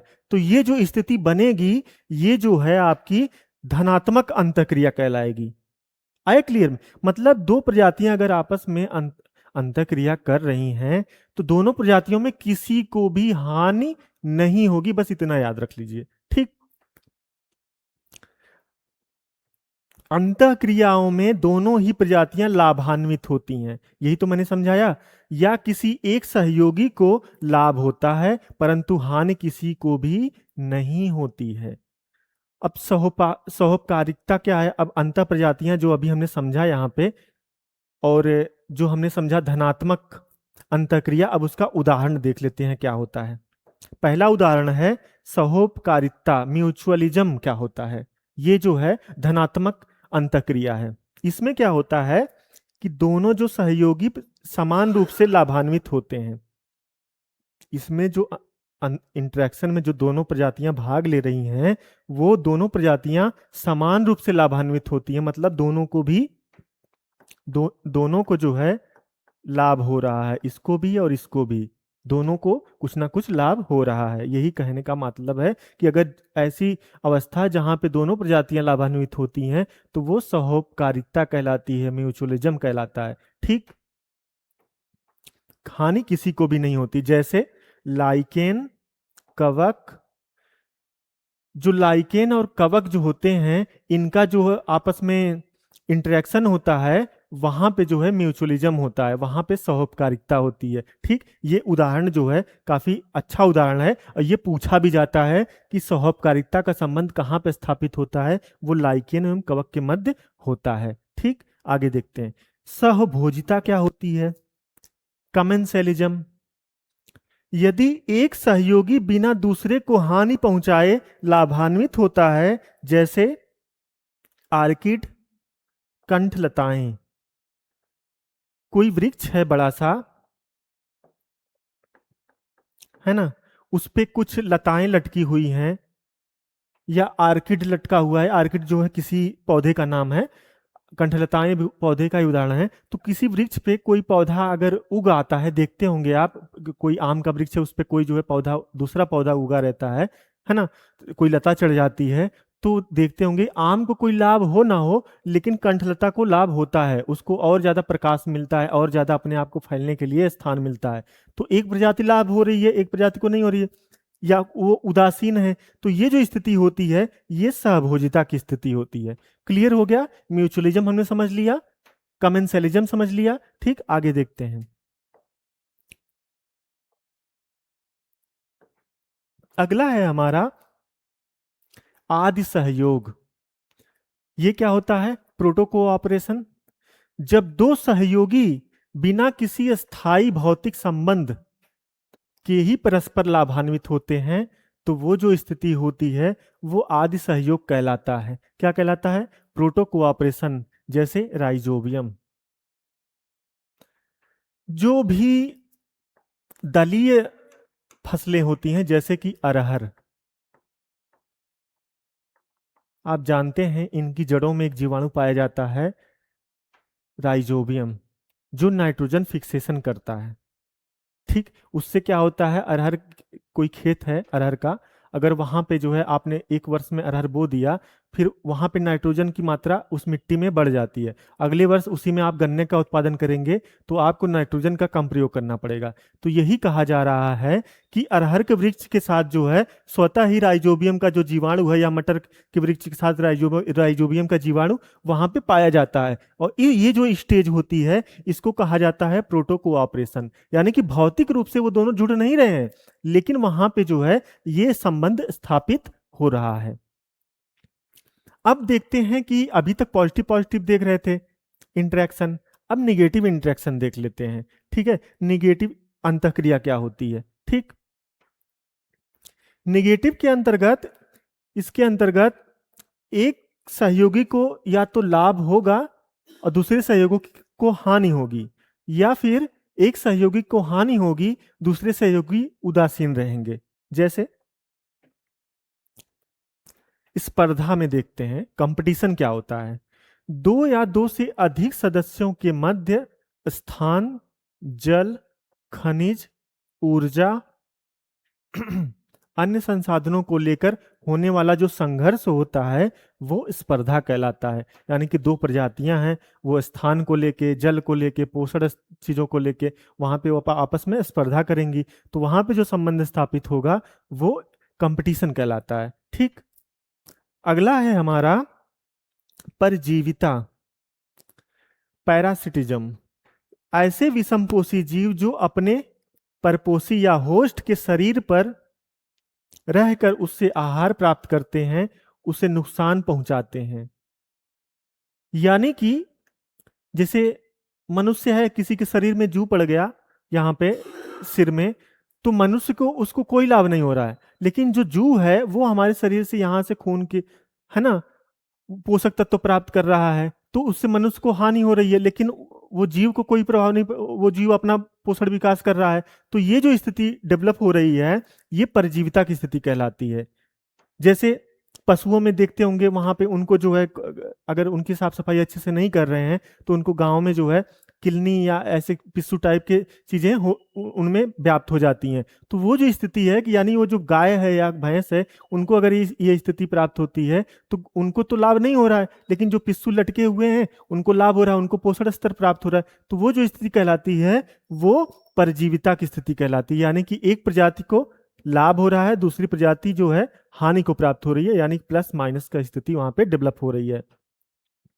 तीसरा है हमारा एंटीबायोसिस या एलिलोपैथी। इसको उदाहरण के तौर पे एलिलोपैथी का भी उदाहरण लिया जाता है। अभी हम एलिलोपैथी शब्द को डिटेल में समझेंगे। अभी देखते हैं यहाँ पे ये जो स्थिति होती है, यहाँ पे कुछ ऐसे पौधे होते हैं, कुछ ऐसे पौधों की प्रजातियां होती हैं जो अपने आसपास जानबूझ के कुछ ऐसे हानिकारक रसायनों का उत्सर्जन करते हैं जिससे कि वहां पे कुछ अन्य पेड़ पौधों का आगमन ना हो सके, उनका उद्भव ना हो सके, उनका प्रादुर्भाव ना हो सके। उस जो प्रक्रम है, उस जो प्रक्रिया है, उसको कहते हैं एलिलोपैथी। इसको एंटीबायोसिस भी कहते हैं। ठीक है, यहां से प्रश्न बनता है बहुत ज्यादा कि एलिलोपैथी क्या होती है। ठीक, अब देखते हैं क्या यहां पे है कि जटिल उपापचयी क्रियाओं के द्वारा उत्पन्न वृद्धि रोधक या विषाक्त रासायनिक पदार्थों के स्राव द्वारा जब एक जीव किसी दूसरे जीव की वृद्धि को पूर्ण रूपेण या आंशिक रूप से रोक देता है, जैसे पेनिसिलियम और क्लेडोस्पोरियम द्वारा जीवाणुओं एवं कवकों की वृद्धि को रोक दिया जाता है। ये जो पेनिसिलियम है, ये जहां पे उगता है, रहता है, वो जो है कवक एवं जीवाणुओं की वृद्धि को जो है रोक देता है। तो ये जो इंट्रैक्शन होता है, इसे क्या नाम दिया जाता है? एलिलोपैथी का, एंटीबायोसिस का। क्लियर हो गया?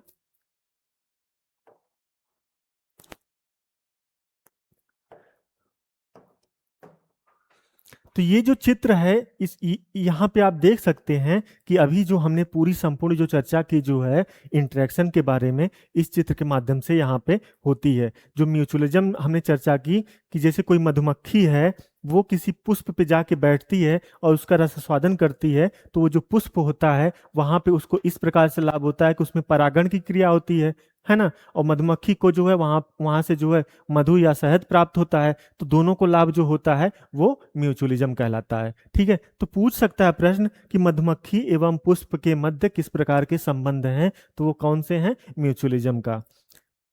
और कमेंसलिज्म में हमने देखा था कि एक प्रजाति को लाभ हो रहा था, दूसरा उदासीन थी।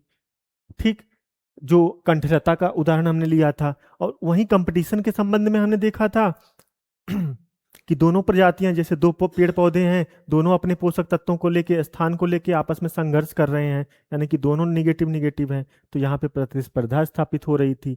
वहीं प्रिडेशन के संबंध में हमने देखा था कि एक प्रजाति को लाभ हो रहा था, दूसरी प्रजाति हानि हो रही थी, नुकसान हो रहा था। बाज जो है चूहे का भक्षण कर लेगा भोजन के रूप में।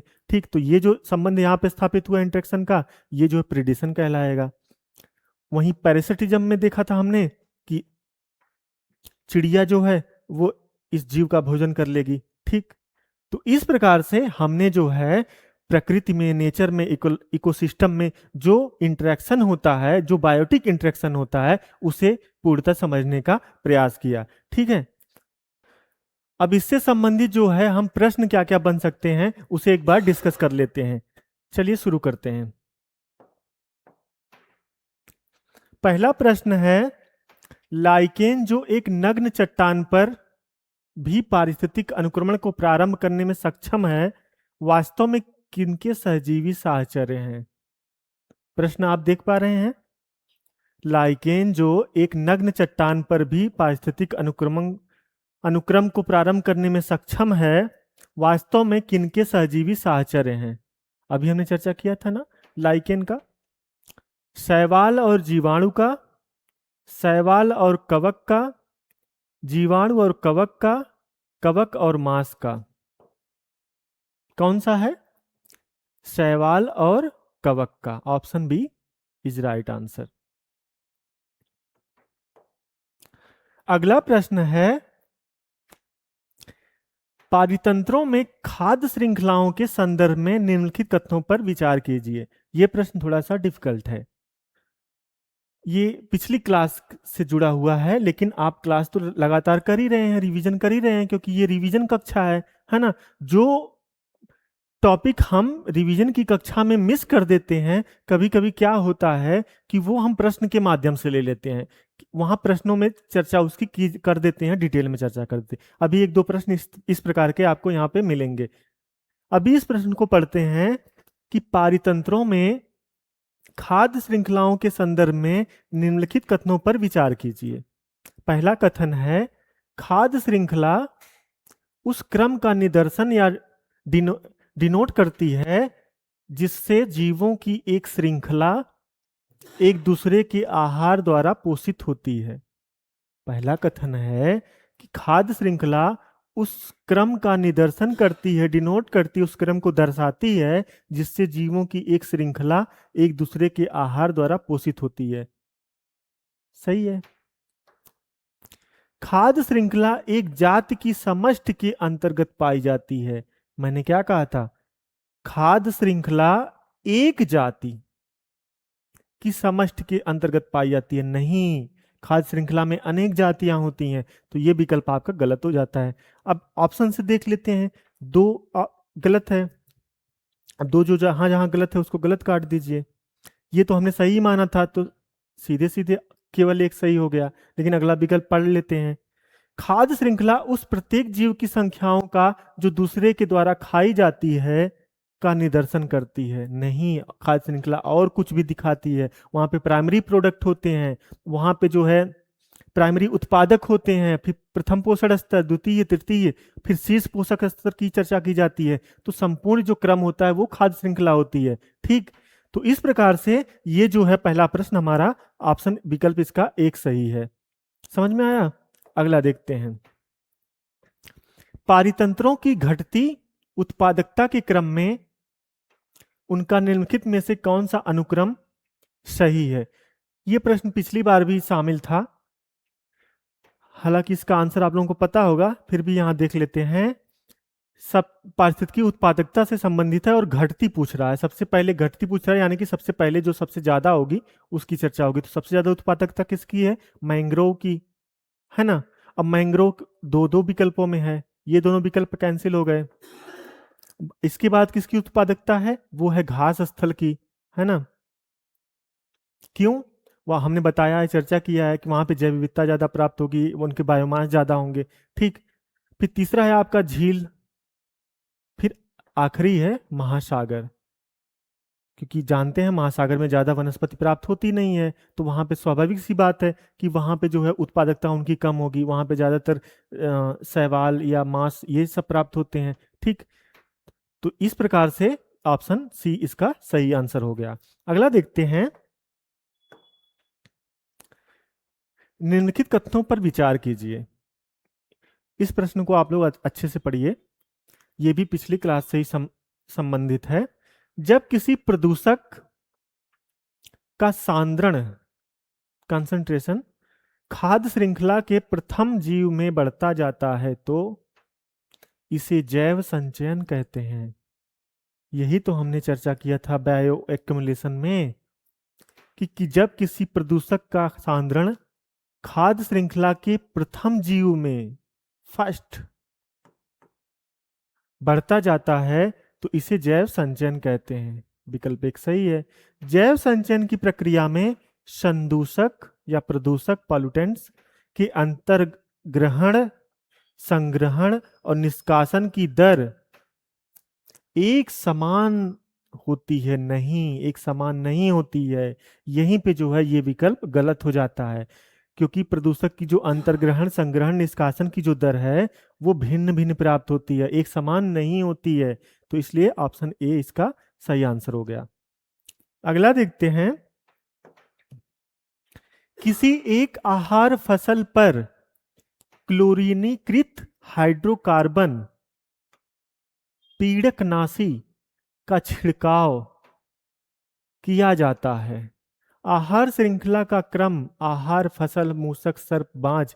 इस आहार श्रृंखला में पीड़कनाशी की अधिकतम सांद्रता निम्नलिखित में से किसमें संचित होगी? ये प्रश्न की भाषा थोड़ी क्लिष्ट है, हम इसको आपको इस तरह से समझा देते हैं कि ये प्रश्न जो है बायो एक्युमुलेशन से संबंधित है या बायो मैग्निफिकेशन से संबंधित है। और यहाँ पे जो है ये कहा जा रहा है कि कोई एक खाद्य श्रृंखला है जहां पे अपशिष्ट पदार्थों या प्रदूषक पदार्थों का छिड़काव किया गया है, तो उस खाद्य श्रृंखला में उस प्रदूषक का क्या प्रभाव पड़ेगा। एक चीज यहाँ पे हम आपको एक और तथ्य बता देते हैं जो क्लास में, रिवीजन की क्लास में मिस कर गए थे। पीड़कनाशी, जैसे हम लोग जानते हैं जो हमारे एनिमल होते हैं, जैसे मनुष्य है उसको बुखार आता है तो पैरासीटामोल खा लेता है, दर्द होता है तो कोई दूसरी दर्द निवारक दवा खा लेता है।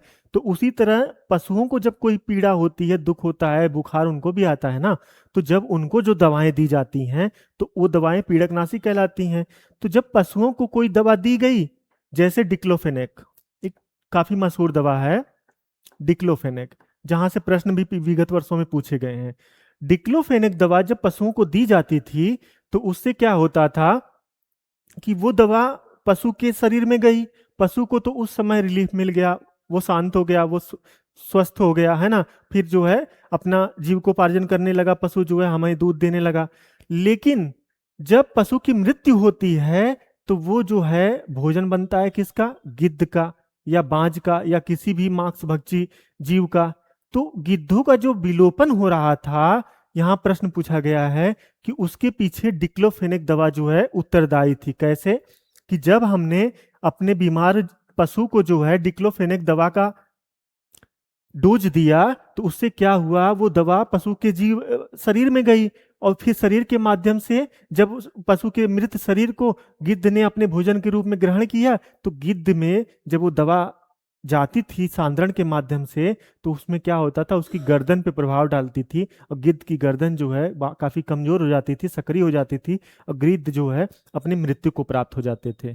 ठीक है, तो यही कारण था कि जो डिक्लोफेनेक है अब जो है पशुओं को प्रयोग में जो है अब जो है मनाही हो गई थी। ठीक, अभी तो गिद्ध इस तरह से विलुप्त हो गए हैं कि दिखते भी नहीं है, लेकिन यहाँ पे चर्चा आ गई तो अब जो है आप इसको, अगर यहाँ से प्रश्न आता भी है तो आप उसको देख लीजिएगा, वहां पे अब गलत नहीं होना चाहिए। ठीक है, अब इस प्रश्न को हल कर लेते हैं। खाद्य श्रृंखला में पीड़क की अधिकतम सांद्रता निम्नलिखित में से किसमें अधिक होगी? आहार, फसल, मूसक, सर्प, बाज।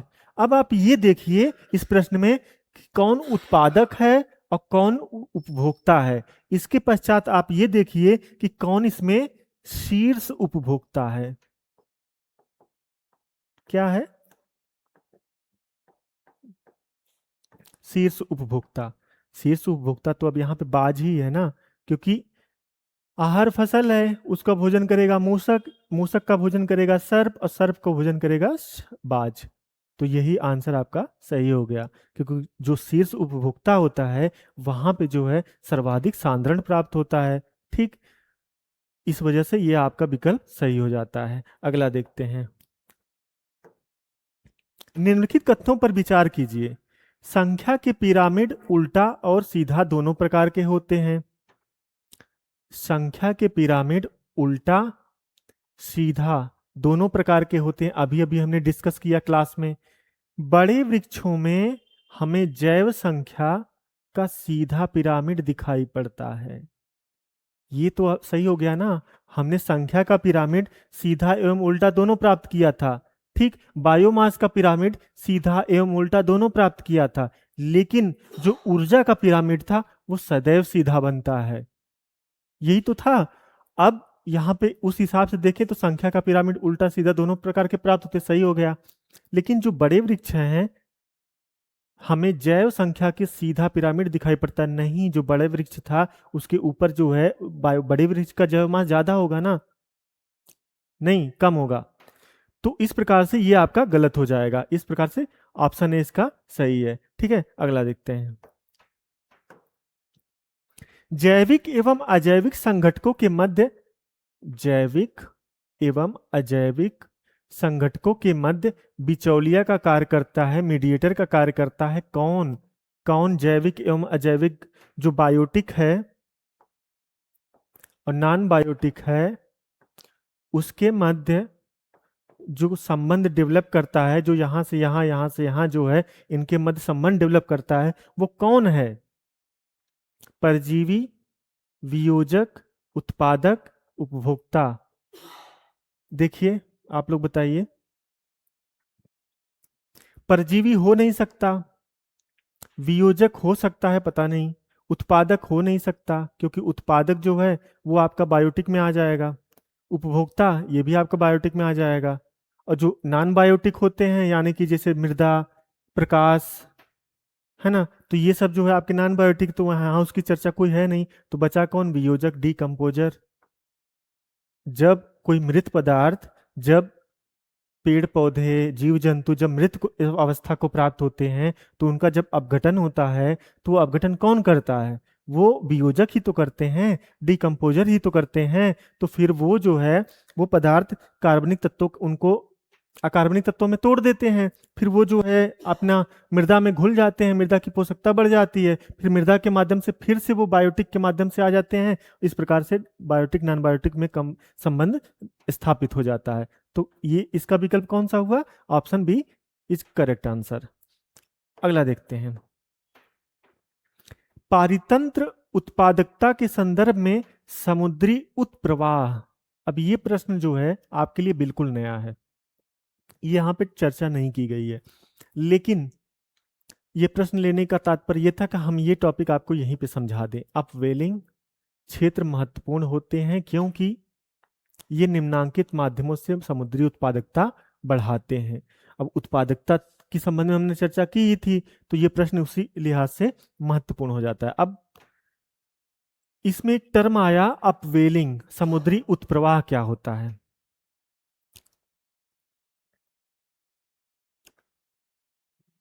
ये हो गया आपका साउथ अमेरिका। सपोज कीजिए, आपने मैपिंग नहीं पढ़ी है, फिर भी मैं मान के चल रहा हूँ कि आपको थोड़ा थोड़ा एक आइडिया होगा, और वहां पे उसकी कोई जरूरत नहीं है। ये सपोज कीजिए कि ये कोई दो महाद्वीप हैं और यहाँ जो है इस प्रकार से जल व्याप्त है।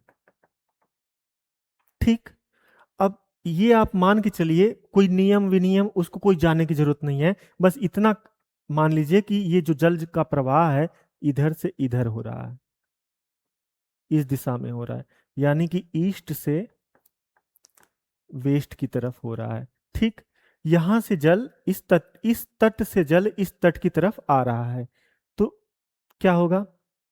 ये जल जो है सतह से आ रहा है, यानी कि जल जो है समुद्र की जो ऊपरी सतह है वहीं से तो प्रभावित हो रहा है, ऐसे प्रवाहित हो रहा है ऊपरी सतह से। तो जो ऊपर का जल जो है यहाँ पे आ रहा है तो यहाँ पे आके इकट्ठा होगा, तो यहाँ पे इसका कुछ स्तर ऊपर हो जाएगा, समझ रहे हैं? लेकिन उसी क्रम में ये जब जल यहाँ इकट्ठा हो गया तो यहाँ जो इकट्ठा जो जल है वो नीचे की तरफ ऐसे करके यहाँ पे क्षतिपूर्ति इसकी होगी, और यहाँ पे ऐसे आ रहा है। तो ये जो क्रम है ये इस तरह से महासागर में चलता रहता है, डेवलप होता है। ठीक, इतना आपको समझ में आया? अब जो है यहाँ पे कहा क्या है? अपवेलिंग, यानी कि नीचे से जो जल ऊपर आ रहा है, अपवेलिंग, उत्प्रवाह। यही जो स्थिति यहाँ पे जो बन रही है, यानी कि जल जो है नीचे से आ रहा है ऊपर की तरफ, और यहाँ जो है ऊपर से आ रहा है नीचे की तरफ। यहाँ जो है जो नीचे से आने के क्रम में जो दशाएं व्याप्त हो रही हैं, जो घटना हो रही है, जो परिघटना हो रही है, उसके क्रम में क्या क्या चीजें हो रही हैं, वही प्रश्न में यहां पूछा गया है। देखते हैं। अपघटक सूक्ष्म जीवियों को सतह पर लाकर, पोषकों को सतह पर लाकर, अधःस्थली जीवों को सतह पर लाकर। पारितंत्र उत्पादकता के संदर्भ में समुद्री उत्प्रवाह जो होता है, अपवेलिंग जो होती है, क्षेत्र महत्वपूर्ण है, क्योंकि ये निम्नांकित माध्यमों से समुद्री उत्पादकता बढ़ाते हैं। कैसे बढ़ाते हैं? अपघटक सूक्ष्मजीवों को सतह पर लाकर नहीं, पोषकों को सतह पर लाकर बिल्कुल, अधःस्थली जीवों को सतह पर लाकर नहीं। जो पोषक तत्व होता है, जब ये जल नीचे से अधः स्थल से ऊपर आएगा, तो जो भी समुद्र के, सागर के, महासागर के जो नितलस्थ में, बेनिथ में जो जीव, मृत पोषक तत्व जो यहाँ पे जमा है, वो जो है यहाँ पे ऊपर आएंगे, तो उससे क्या होगा? ऊपर आने के क्रम में, अपवेलिंग के क्रम में, वहां पे जो है उस तट पे उनकी उत्पादकता, यानी कि पोषक तत्वों की उत्पादकता बढ़ेगी। तो वहां जो फाइटोप्लैंक्टन है, जो जू प्लैंक्टन है, वो उन पोषक तत्वों का भोजन करेंगे, भक्षण करेंगे। उससे क्या होगा? वहां पे मछलियों का विकास होगा, है ना। तो पूरा का पूरा जो ये मत्स्यन होगा वहां पे, है ना। तो ये जो पूरा का पूरा प्रक्रम है, यही यहाँ पे इस प्रश्न में पूछा गया है। तो जब इतनी चीजें, घटनाएं हो रही हैं, तो क्या उसकी उत्पादकता बढ़ेगी? नहीं, बढ़ेगी ना। तो वो क्यों बढ़ रही है? पोषक तत्वों को सतह पे आने के क्रम में बढ़ रही है ना। आया समझ में? तो ये जो है, जो आपका विकल्प 2 है, वो सही हो जाता है। अब मुझे समझ में आ गया होगा कि आप लोग जो है अपवेलिंग समझ गए होंगे, और पोषक तत्व किस प्रकार से ऊपर आ रहे हैं वो समझ गए होंगे। और इसी क्रम में जहां पे जो है, जहां जहां जो है अपवेलिंग वाला क्षेत्र है, जैसे साउथ अमेरिका का जो, यहाँ पे अपवेलिंग क्षेत्र साउथ अमेरिका में प्राप्त होता है ना, जहाँ पे पेरू की जलधारा प्राप्त होती है, ठंडी जलधारा। जहां जहां ठंडी जलधाराएं प्राप्त होती हैं जिस सतह पे नीचे, वो जो है अपवेलिंग का क्षेत्र होता है। और वहां पे पोषक तत्वों की मात्रा अधिक होती है, जिसकी वजह से वहां फाइटोप्लैंक्टन का विकास होता है, और उसकी वजह से वहां पे जो है मत्स्य क्षेत्र जो है काफी समृद्ध होता है। ठीक, इतनी एडिशनल इंफॉर्मेशन आपको दे दी। अगर इससे जुड़ा कोई प्रश्न आएगा तो उसको आप हल कर ले जाएंगे। अगला देखते हैं।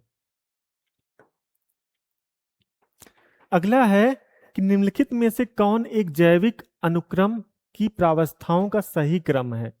हमने क्लीमेंट का जो है, जो अनुक्रम पढ़ा था, अब वही तो यहाँ पे पूछ रहा है, उसे देख लेते हैं। नग्नीकरण पहली अवस्था में तो था, ये तो फर्स्ट स्टेज में था। दूसरा प्रवास, ये भी था, दूसरे पे ही था। तीसरा आस्थापन, ये भी था। चौथा प्रतिक्रिया, ये भी था, चौथे पे था। स्थिरीकरण, इसका मतलब यही हुआ, पहला ऑप्शन सही हो गया। बाकी हमें देखने की कोई जरूरत ही नहीं पड़ी। ठीक, आगे चलते हैं। अगला प्रश्न है, नीचे 2 वाक्यांश दिए गए हैं, कथन कारण का यह प्रश्न है। प्राकृतिक वनस्पति जलवायु का सही सूचकांक है। प्रश्न है, प्राकृतिक वनस्पति जलवायु का सही सूचकांक है। ठीक है। कथन, कारण है उसका, जल प्रिय पौधे आर्द्र जलवायु में पाए जाते हैं। आप कुछ नहीं जानते, आप सिर्फ कॉमन सेंस से देखिए इस प्रश्न को। प्राकृतिक वनस्पति, पेड़ पौधे जो होते हैं, वो जलवायु का सही सूचकांक होते हैं। कैसे? ये पृथ्वी है, ये विषुवत क्षेत्र है 0 डिग्री, ये 23.5 डिग्री है, ये 23.5 डिग्री है, जहां पे सर्वाधिक सूर्यतप प्राप्त होता है। इतना तो क्लियर है आप लोगों को। अब आप जानते हैं, जब यहां पे इस क्षेत्र में सर्वाधिक सूर्यतप प्राप्त होता है, तो सर्वाधिक सूर्यतप प्राप्त हो रहा है, तो सर्वाधिक प्रकाश संश्लेषण होगा। सर्वाधिक प्रकाश संश्लेषण होगा तो सर्वाधिक वनस्पतियों का विकास होगा। सर्वाधिक संसाधन उनको प्राप्त हो रहे हैं, इसका मतलब वहां पे भोजन के लिए के रूप में। तो जो प्राकृतिक वनस्पति है, वो जो सूर्य है, वो जलवायविक कारक है ना। तो वहां पे उसकी सूचकांक हुई ना, वनस्पतियां किस प्रकार से किसी क्षेत्र में भारत या विश्व के स्तर पे या विश्व पटल पे किस प्रकार से वनस्पतियां प्राप्त हो रही हैं, तो वो जलवायु का सूचक हुई ना, दिखा रही है उनकी सघनता, उनकी विरलता। यही तो दिखा रही है कि यहाँ पे जो है सूर्य की किरणें पहुंच रही, तो यहाँ पे वनस्पतियां सघन क्षेत्र पर प्राप्त हो रहा है। लेकिन वहीं जब ध्रुवों की तरफ 66.5 डिग्री या आर्कटिक वृत्त वृत्त से आप ध्रुवों की तरफ जाएंगे, तो वहां पे वनस्पति सघनता में, वनस्पति आवरण में कमी पाई जाएगी। जैसे आप ध्रुवों पे जाएंगे, यहाँ पे तो बिल्कुल भी न्यूडेशन की स्थिति प्राप्त हो रही है। जैसे आर्कटिक बर्फ पिघल रही है, आर्कटिक का क्षेत्र में जैसे जैसे बर्फ पिघल रही है, तो नवीन क्षेत्रों का उत्पाद वहां पे उद्भव हो रहा है। तो वो जो क्षेत्र होगा, वही वो न्यूडेशन का क्षेत्र होगा। वहां पे अभी तक पृथ्वी पे कभी भी कोई भी वनस्पति या जीव जंतु नहीं प्राप्त हुए हैं। ठीक, तो इस वजह से अब एग्जाम्पल के तौर पे ये भी अगर प्रश्न आए तो आप जो है वहां पे कर ले जाएंगे। तो हमने देखा कि जलवायु का जो निर्धारण हो रहा है, उसकी जो है सूचक जो है वो वनस्पतियां ही हैं। अगला जो कथन कारण है, जलप्रिय पौधे आर्द्र जलवायु में पाए जाते हैं। अब जल है, प्रकाश है, वायु है, ये सब तो जलवायु कारक है ना। तो अब उसमें जल की जब चर्चा की है, जलप्रिय पौधे जो जल जहाँ मतलब जलाक्रांत क्षेत्र में रहते हैं, जहाँ पे जल की अधिकता है वहाँ पे, है ना, तो आर्द्र जलवायु में पाए जाते हैं। अब स्वाभाविक सी बात है, जब विषुवतीय क्षेत्र है वहाँ पे सर्वाधिक सूर्य का प्रकाश प्राप्त होता है, तो वहाँ पे संवहनी वर्षा होती है, सर्वाधिक वर्षा होती है, 200 सेंटीमीटर से ज़्यादा वर्षा होती है, प्रतिदिन वर्षा होती है, प्रतिदिन शाम को 3-4 बजे के बाद जो है वर्षा होती है, संवहनी वर्षा। तो वहाँ पे वनस्पतियाँ ज़्यादा प्राप्त होती हैं, तो वो जलप्रिय वनस्पतियाँ हुई ना, तो वो एक तरह से सूचक हुई ना। क्लियर हो गया? तो पूरा का पूरा हमने पूरा कॉन्सेप्ट आपको बता दिया कि किस प्रकार से ये कथन जो है कारण की व्याख्या भी कर रहा है और दोनों एक दूसरे से संबंधित भी है। ठीक, तो ऑप्शन ए इसका सही हो गया। अगला देखते हैं। अगला प्रश्न है, कुछ पौधों की जड़ें विष के समान पदार्थों का श्रावण करके, उत्सर्जन करके अन्य जाति के पौधों की वृद्धि को संदर्भित करती हैं, रोकती हैं या उनको दुष्प्रभावित करती हैं। इस क्रिया को क्या कहते हैं? अभी अभी हमने समझा। इस क्रिया को इनमें से कुछ नहीं कहते हैं, ये तो गलत है। निष्क्रिय अवरोध कहते हैं, पता नहीं। एलोपैथी कहते हैं, ये तो नहीं। एलोपैथी जानते हैं दवा के संबंध में। एलिलोपैथी, ये टर्म जो है आ गया। अब क्लियर हो गया आपको? अगला देखते हैं। अगला प्रश्न है, पारितंत्रों में खाद्य श्रृंखलाओं के संदर्भ में निम्नलिखित कथनों पर विचार कीजिए। खाद्य श्रृंखला उस क्रम का निर्देशन करती है, डायरेक्शन करती है, निर्धारण करती है, जिसमें जीवों की एक श्रृंखला एक दूसरे के आहार द्वारा पोषित होती है। में भी हो सकता है, इसको अभी हम सही मान के चलते हैं। खाद्य श्रृंखला एक जाति की समष्टि के अंतर्गत पाई जाती है, नहीं, एक जाति के समष्टि के अंतर्गत नहीं प्राप्त होती है, अनेक जातियों के समष्टि के अंतर्गत प्राप्त होती है। विकल्प 2 जो है इसका गलत है। ये प्रश्न क्या रिपीट हुआ है क्या? फिर भी देख लेते हैं। खाद्य श्रृंखला उस प्रत्येक जीव की संस्थाओं का जो दूसरे के द्वारा खाई जाती है का निदर्शन करती है, नहीं। अगर विकल्प 2 गलत होता है, फिर भी हम देख लेते हैं क्या उस विकल्प से सही हो सकता है। ये गलत हो गया, ये गलत हो गया, पहला वाला सही मान रहे थे, ये भी गलत हो गया, ऑप्शन ए सही हो गया। तो अगर एलिमिनेशन मेथड से जाएंगे तब भी ये आपका सही हो जाएगा। ठीक है, आगे चलते हैं। अगला प्रश्न है, ये प्रश्न जो है टॉपिक से हट के है, फिर भी जब यहाँ पे आ गया है तो हम इसको देख लेते हैं। निम्नलिखित में से कौन किसी जल निकाय में घनत्व प्रवणता को दर्शाती है? घनत्व प्रवणता को क्या दर्शाता है वो पूछ रहा है। Ecocline, halocline, pycnocline, thermocline. अभी ये टॉपिक हमने आपको पढ़ाया नहीं है, लेकिन फिर भी हम इसका यहाँ पे इस प्रश्न का डिस्कशन करेंगे। उसी क्रम में हम आपको कुछ और एडिशनल इंफॉर्मेशन ऐड कर देते हैं। इस प्रश्न का उत्तर है पिक्नोक्लाइन। जो सागर जल होता है उसमें एक स्तर पे जाने के बाद घनत्व में अचानक से गिरावट आती है, तो वही पूछ रहा है कि उसको क्या कहते हैं, तो वो है पिक्नोक्लाइन। और इकोक्लाइन क्या होता है? और यहीं पे एक और टर्मिनोलॉजी आती है इकोटोन की, जो हम आगे चर्चा करेंगे आपसे। सबसे पहले इकोक्लाइन क्या? क्लाइन का मतलब होता है गिरावट, जैसे डिक्लाइन होता है ना, गिरावट। तो उसी तरह जो है इको यानी कि पारिस्थितिकी तंत्र, पारितंत्र को जोड़ लीजिए, और क्लाइन मतलब गिरावट। यानी कि कोई ऐसा क्षेत्र, सपोज कीजिए कि कोई वनस्पति सघन क्षेत्र है ना, पर्यावरण से जो है, पर्यावरण में कोई वनस्पति सघन क्षेत्र है, अचानक में उसकी प्रजातियों में या सघनता में गिरावट जो आ रही है, वही जो गिरावट है वो इकोक्लाइन कहलाएगी। ठीक। अगला है आपका इको हैलोक्लाइन। हैलो से तात्पर्य है आपका लवणता से, यानी कि सागरी जल में एक निश्चित गहराई पे जाके जो सागरी लवणता है, जो अमूमन ये लवणता का सूचक होता है प्रति हजार के आसपास, 100 रहेगा तो इस तरह से, 1000 रहेगा तो इस तरह से। तो औसत जो सागरी लवणता होती है वो 35 होती है। ठीक। तो ये जो औसत लवणता है, इसमें जब अचानक से गिरावट आती है एक निश्चित गहराई पे जाने के बाद, तो जो गिरावट है उसको जो शब्द दिया गया है वो है आपका हैलोक्लाइन। ठीक। अब जो थर्मोक्लाइन है, थर्मो से जानते हैं थर्म, तापमान, तापमान में गिरावट। ठीक वही जस्ट बात कि एक निश्चित गहराई पे जाने के बाद जो तापमान में गिरावट आ रही है, वही आपका थर्मोक्लाइन हो गया। तो वही संदर्भ था कि हैलोक्लाइन क्या है? किसी जल निकाय में घनत्व प्रवणता में गिरावट। ठीक, घनत्व प्रवणता को दर्शाता है। अगला प्रश्न है, निम्नलिखित कथनों पर विचार कीजिए। ये प्रश्न थोड़ा सा आपके लिए कठिन है, और अब ये प्रश्न यहाँ पे आ गया है तो हम इसकी चर्चा कर लेते हैं, लेकिन हम यहाँ पर आपको एक सामान्य जानकारी दे देते हैं कि अगर इस तरह की कभी भी प्रश्न आते हैं जो कभी भी आपके सिलेबस से जो है जुड़े नहीं हैं, और आपको जो है इन प्रश्नों का सामना करना पड़ता है, तो आप कुछ टेक्निक से कैसे इसको सॉल्व कर सकते हैं उसे हम बता देते हैं आपको।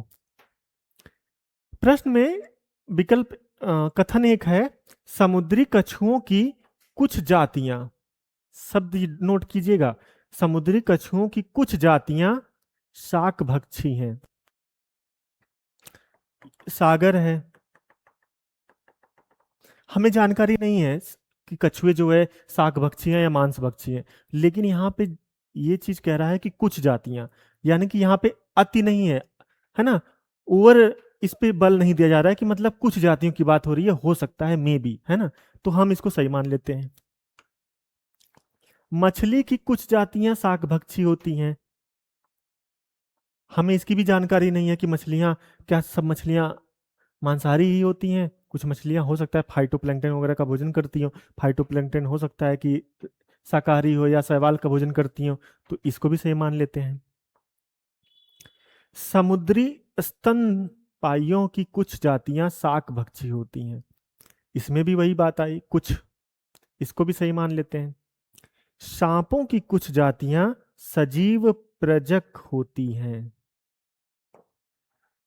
जैसा कि आप जानते हैं जो सांप होते हैं वो ज्यादातर अंडे देते हैं, अंडज होते हैं। ठीक। लेकिन यहां पे कह रहा है कि सजीव प्रजक होती हैं, मतलब जो कुछ बच्चे भी देते हैं, कुछ की बात कर रहा है। अब संपूर्ण पृथ्वी पे इतने ज्यादा जीव जंतु प्राप्त होते हैं, सबकी एक एक की इंफॉर्मेशन हमारे पास होना काफी कठिन कार्य है, लेकिन जो यहाँ पे एक संभावना दिखा दिया ना कि कुछ, तो यहाँ पे हम उस संभावना को लेके चलते हैं और इसको भी सही मान लेते हैं। तो इस प्रकार से वास्तव में हम जो है इस कुछ शब्द को पकड़ के ये जो पूरा प्रश्न हल कर ले जाते हैं, और इसके सभी के सभी विकल्प सही हैं। ठीक। अगला देखते हैं। अगला है आपका प्रश्न, नीचे दो वक्तव्य दिए गए हैं जिसमें एक को अभिकथन ए तथा दूसरे को कारण से, यानी कि कथन कारण का प्रश्न है, इसे देख लेते हैं। जीव मंडल एक खुला विवृत तंत्र है, यानी कि जो हमारा स्थल मंडल, जल मंडल, वायुमंडल का जो कॉमन एरिया है जहां पे जीवन व्याप्त है, वो जो है खुला तंत्र है, यही कहा गया है। सही मान लेते हैं कथन को। कारण है, जीव मंडल में पदार्थ कि प्रारंभिक निवेश के बाद पुनः नए पदार्थों का निवेश नहीं हो सकता, परंतु ऊर्जा के निवेश एवं बहिर्गमन पर कोई प्रतिबंध नहीं है।